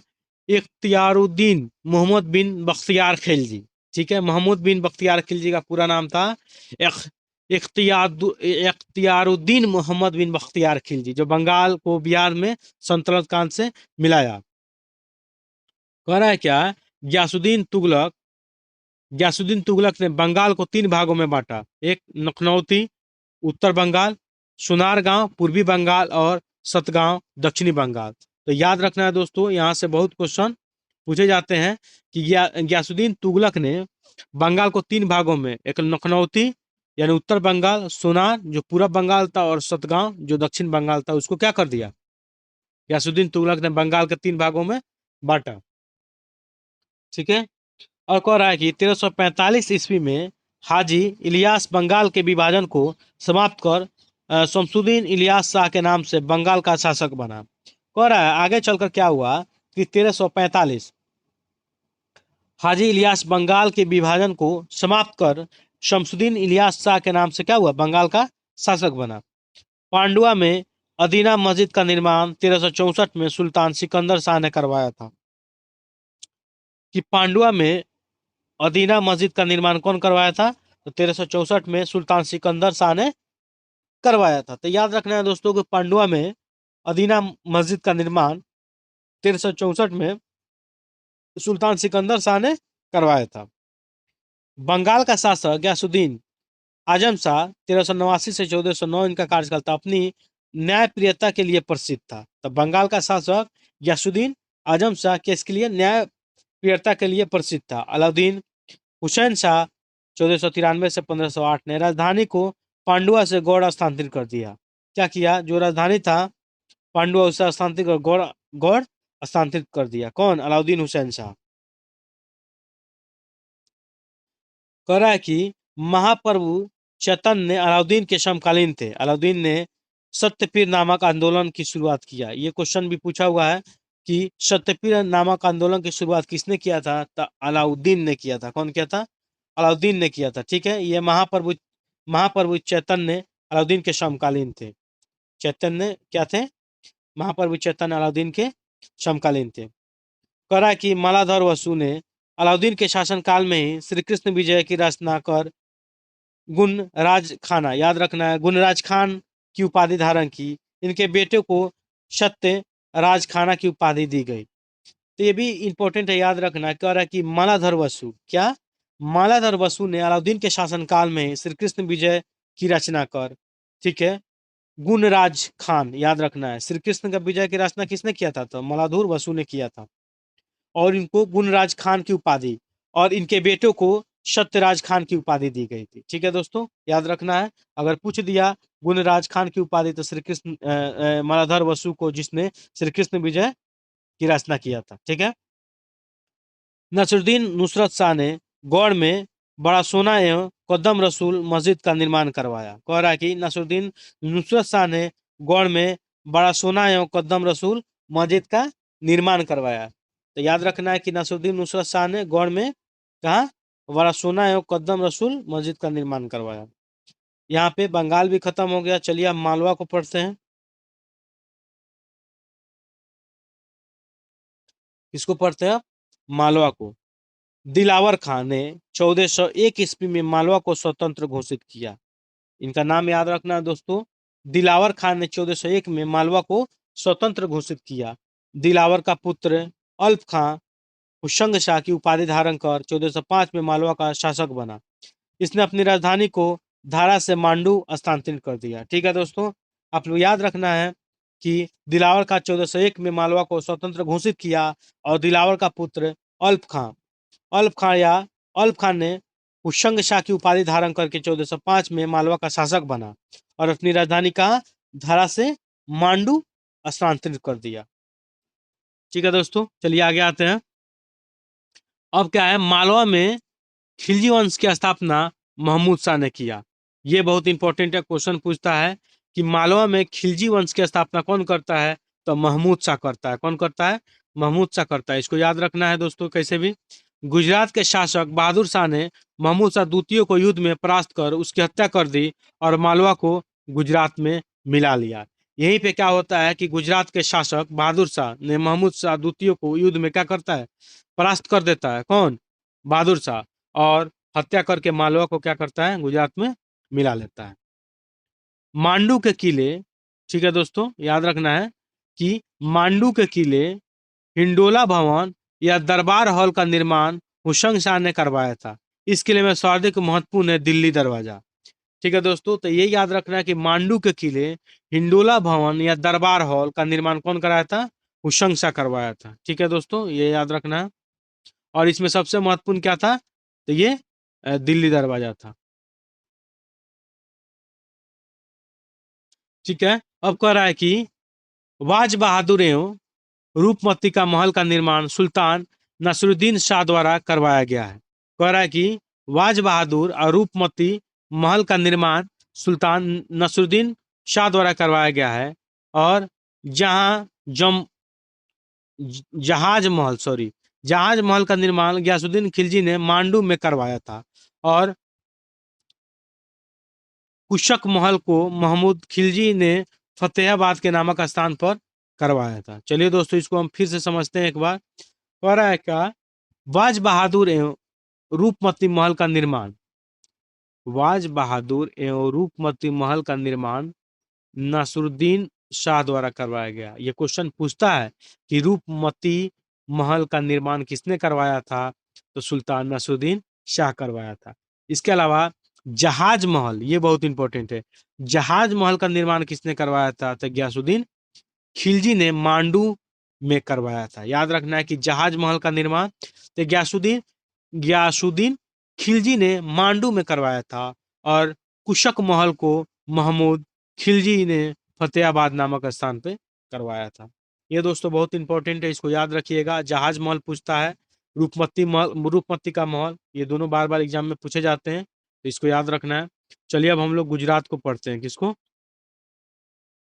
अब हम लोग गुजरात को पढ़ते हैं।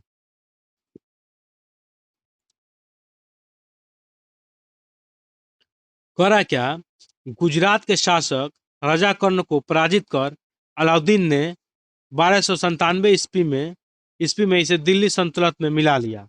कह रहा है कि गुजरात के शासक राजा कर्ण को पराजित कर अलाउद्दीन ने क्या किया, 1297 ईस्वी में दिल्ली सल्तनत में मिला लिया। 1391 ईस्वी में मोहम्मद शाह तुगलक के द्वारा नियुक्त गुजरात का सूबेदार जफर खान ने सुल्तान मोहम्मद शाह की उपाधि धारण ग्रहण कर 1407 में गुजरात का स्वतंत्र सुल्तान बना। ये इंपॉर्टेंट है दोस्तों। कह रहा 1391 में मोहम्मद शाह तुगलक द्वारा नियुक्त गुजरात का सूबेदार कौन था, जफर खान ने सुल्तान मुजफ्फर शाह की उपाधि धारण करके गुजरात का स्वतंत्र सुल्तान बना। कौन, जफर खान, जिसने सुल्तान मुजफ्फर शाह की उपाधि धारण करके क्या बनता है, गुजरात का स्वतंत्र सुल्तान बनता है, जो मोहम्मद शाह तुगलक के ये गुजरात का सूबेदार उस समय रहता है। ठीक है दोस्तों, वही क्या बनता है, सुल्तान बनता है, स्वतंत्र सुल्तान बनता है वो। गुजरात के प्रमुख शासक कौन कौन थे, तो अहमद शाह था जो 1411 से 52 तक इसका कार्यकाल रहा। उसके बाद महमूद शाह बेगड़ा रहा 1458 से 1511 तक, और उसके बाद बहादुर शाह रहा 1526 से 1537 ईस्वी तक। ठीक है, आगे आते हैं कि अहमद शाह ने असावल के निकट साबरमती नदी के किनारे अहमदाबाद नामक नगर बसाया और पाटन से राजधानी हटाकर अहमदाबाद को राजधानी बनाया। तो भी क्वेश्चन पूछा जाता है बार बार कि अहमद शाह ने अशावल के निकट अहमद शाह ने अशावल के निकट साबरमती नदी के किनारे अहमदनगर बसाया था। याद रखिएगा लोग, अहमद शाह अहमदनगर बसाता है साबरमती नदी के किनारे, और पाटन से राजधानी हटाकर कहाँ ला देता है, अहमदाबाद अपनी राजधानी बना लेता है। ठीक है, गुजरात का सबसे प्रसिद्ध शासक महमूद बेगड़ा था। गुजरात का सबसे प्रसिद्ध शासक कौन था, महमूद बेगड़ा था। महमूद बेगड़ा ने गिरनार के निकट मुस्तफाबाद नगर और चंपानेर के निकट मुहम्मदाबाद नगर बसाया। महमूद बेगड़ा सुल्तान सिकंदर लोदी का समकालीन था तथा उसका मित्र था। उसके शासनकाल में पहली बार दिल्ली के शासक सिकंदर लोदी ने गुजरात के शासक बेगड़ा को उपहार भेजा था। ये भी थोड़ा इसको समझते हैं। कह रहा है क्या कि महमूद बेगड़ा ने गिरनार के निकट, गिरनार जो पर्वत गुजरात में, वही कह रहा है कि महमूद बेगड़ा ने गिरनार के निकट मुस्तफाबाद नगर और चंपानेर के निकट मुहम्मदाबाद नगर बसाया। ये कौन बसाया था, महमूद बेगड़ा बसाया था। महमूद बेगड़ा सुल्तान सिकंदर लोदी के समकालीन था। ये इंपॉर्टेंट है, पूछ सकता है कि महमूद बेगड़ा किसके समकालीन था, तो सिकंदर लोदी के समकालीन था और उसका मित्र भी था। इसी काल में पहली बार दिल्ली के शासक सिकंदर लोदी ने गुजरात के शासक बेगड़ा को अपना उपहार भेजा था। ठीक है, आते आते हैं कि बारबोसा ने मजहूद बेगड़ा को विश्व पुरुष कहा है। ये जो बारबोसा है वो मजहूद बेगड़ा को विश्व पुरुष कहा है। तो विश्व पुरुष के रूप में किसे जाना जाता है, तो मजहूद बेगड़ा को जाना जाता है। याद रखना है दोस्तों। अब कौन बोला है, तो बारबोसा बोला है। कह रहा है कि बार्थोमा ने बेगड़ा के विषय में लिखा है कि उसकी पूंछ इतनी लंबी थी कि वो अपने सिर से मूछे बांधता था। कह रहा है कि बार्थोमा ने बेगड़ा के विषय में लिखा है कि उसकी मूछ इतनी लंबी थी कि वह उन्हें अपने सिर के पीछे बांधता था। मतलब समझ लीजिए, सिर के पीछे लाकर बांध देता था अपने मूछ को। ये कौन बोला है, तो बार्थोमा बोला है। किसके बारे में बोला है, तो ये मौजूद बेगड़ा के बारे में बोला है। बेगड़ा के बारे में बोला है कि उसकी मूछ इतनी लंबी थी कि उसको लाकर पीछे अपने सर के पीछे बांधता था। उदयराज बेगड़ा का राज दरबारी या दरबारी कवि था, जिसने सुल्तान की प्रशंसा में महमूद चरित्र नामक पुस्तक लिखा। तो सबसे पहला चीज, महमूद चरित्र नामक पुस्तक कौन लिखता है, तो उदयराज लिखता है। कौन, उदयराज, जो बेगड़ा का दरबारी कवि था। तो ये भी क्वेश्चन पूछ सकता है। ठीक है, कि मजहूद बेगड़ा के दरबारी कवि कौन था, तो उदयराज था। ठीक है, और इसके द्वारा जो लिखा पुस्तक है उसका नाम है महमूद चरित्र। क्या है, महमूद चरित्र। एक ब्राह्मण मलिक गोपी बेगड़ा का मुख्यमंत्री था। एक जो ब्राह्मण था मलिक गोपी, वो क्या था, बेगड़ा का मुख्यमंत्री था। ये बेगड़ा कौन, मजहूद बेगड़ा, उसी का मुख्यमंत्री था मलिक गोपी। तो क्वेश्चन पूछ सकता है एक ब्राह्मण मलिक गोपी किसका मुख्यमंत्री था, तो किसका, तो बेगड़ा का मुख्यमंत्री था।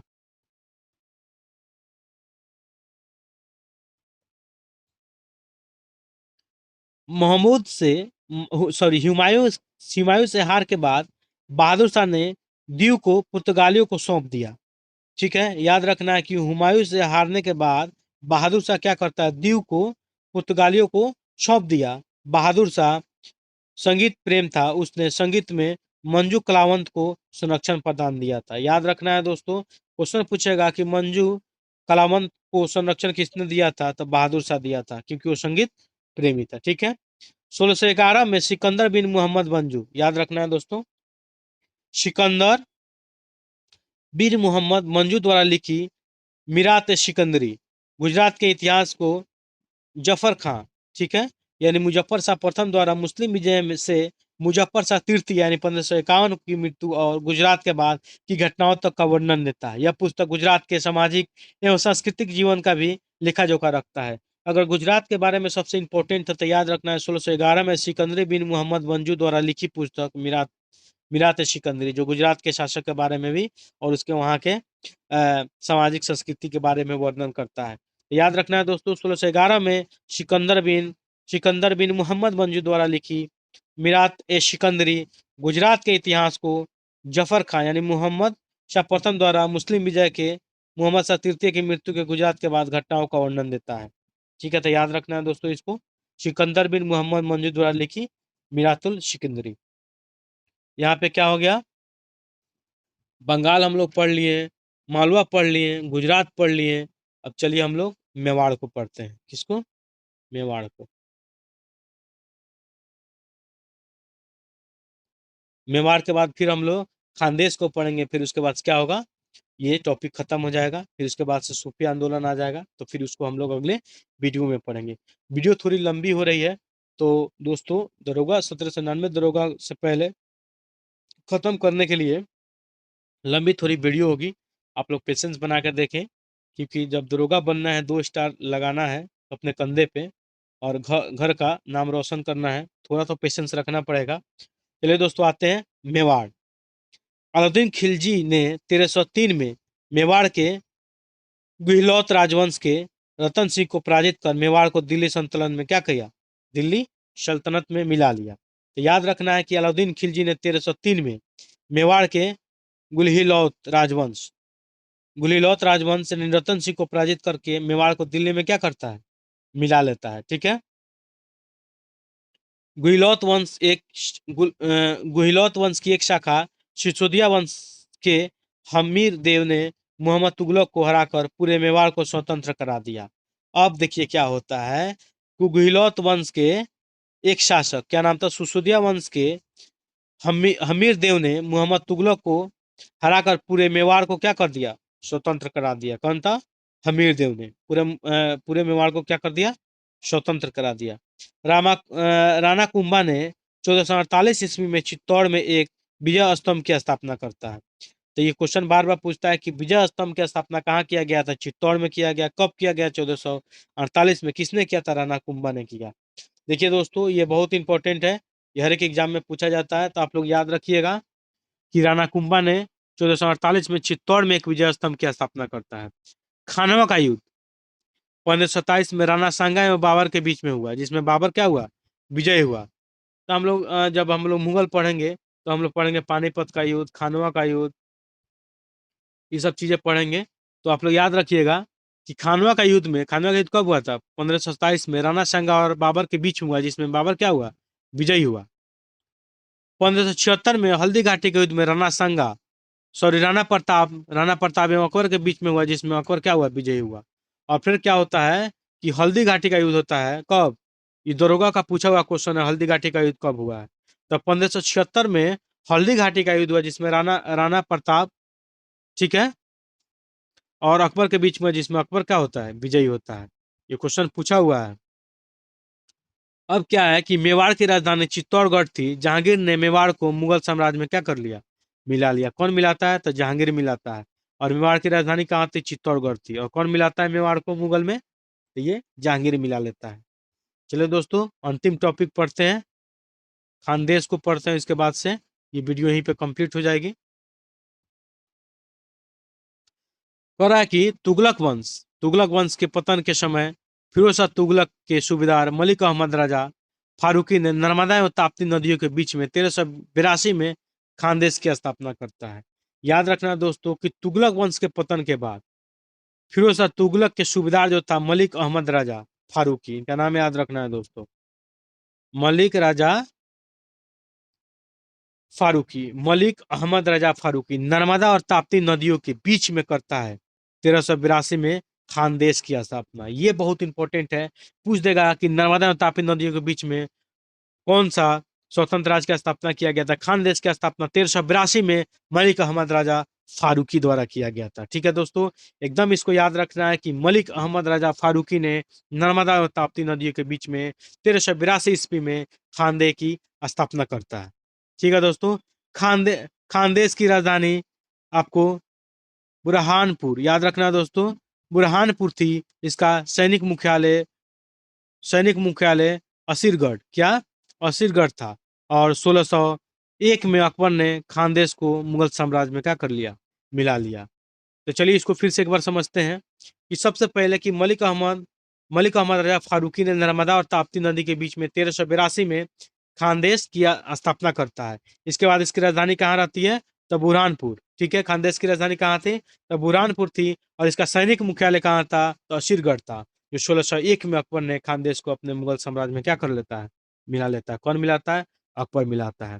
चलिए दोस्तों, यहीं पे ये चैप्टर कंप्लीट होता है। इसके बाद अगले वीडियो हम लोग सूफी आंदोलन को, भक्ति आंदोलन को पढ़ेंगे। फिर उसको अगले वीडियो में मुगल सल्तनत कंप्लीट हो जाए, फिर उसके बाद अगले वीडियो में मुगल मुगल काल को पढ़ेंगे। इसी प्रकार आप लोग पेशेंस बनाए रखिए और वीडियो को देखते रहिए। चलिए दोस्तों, मिलते हैं फिर से अगले वीडियो में। तब तक अपना ख्याल रखिए और अपनी तैयारी को मजबूत करते रहिए। चलिए मिलते हैं। जय हिंद।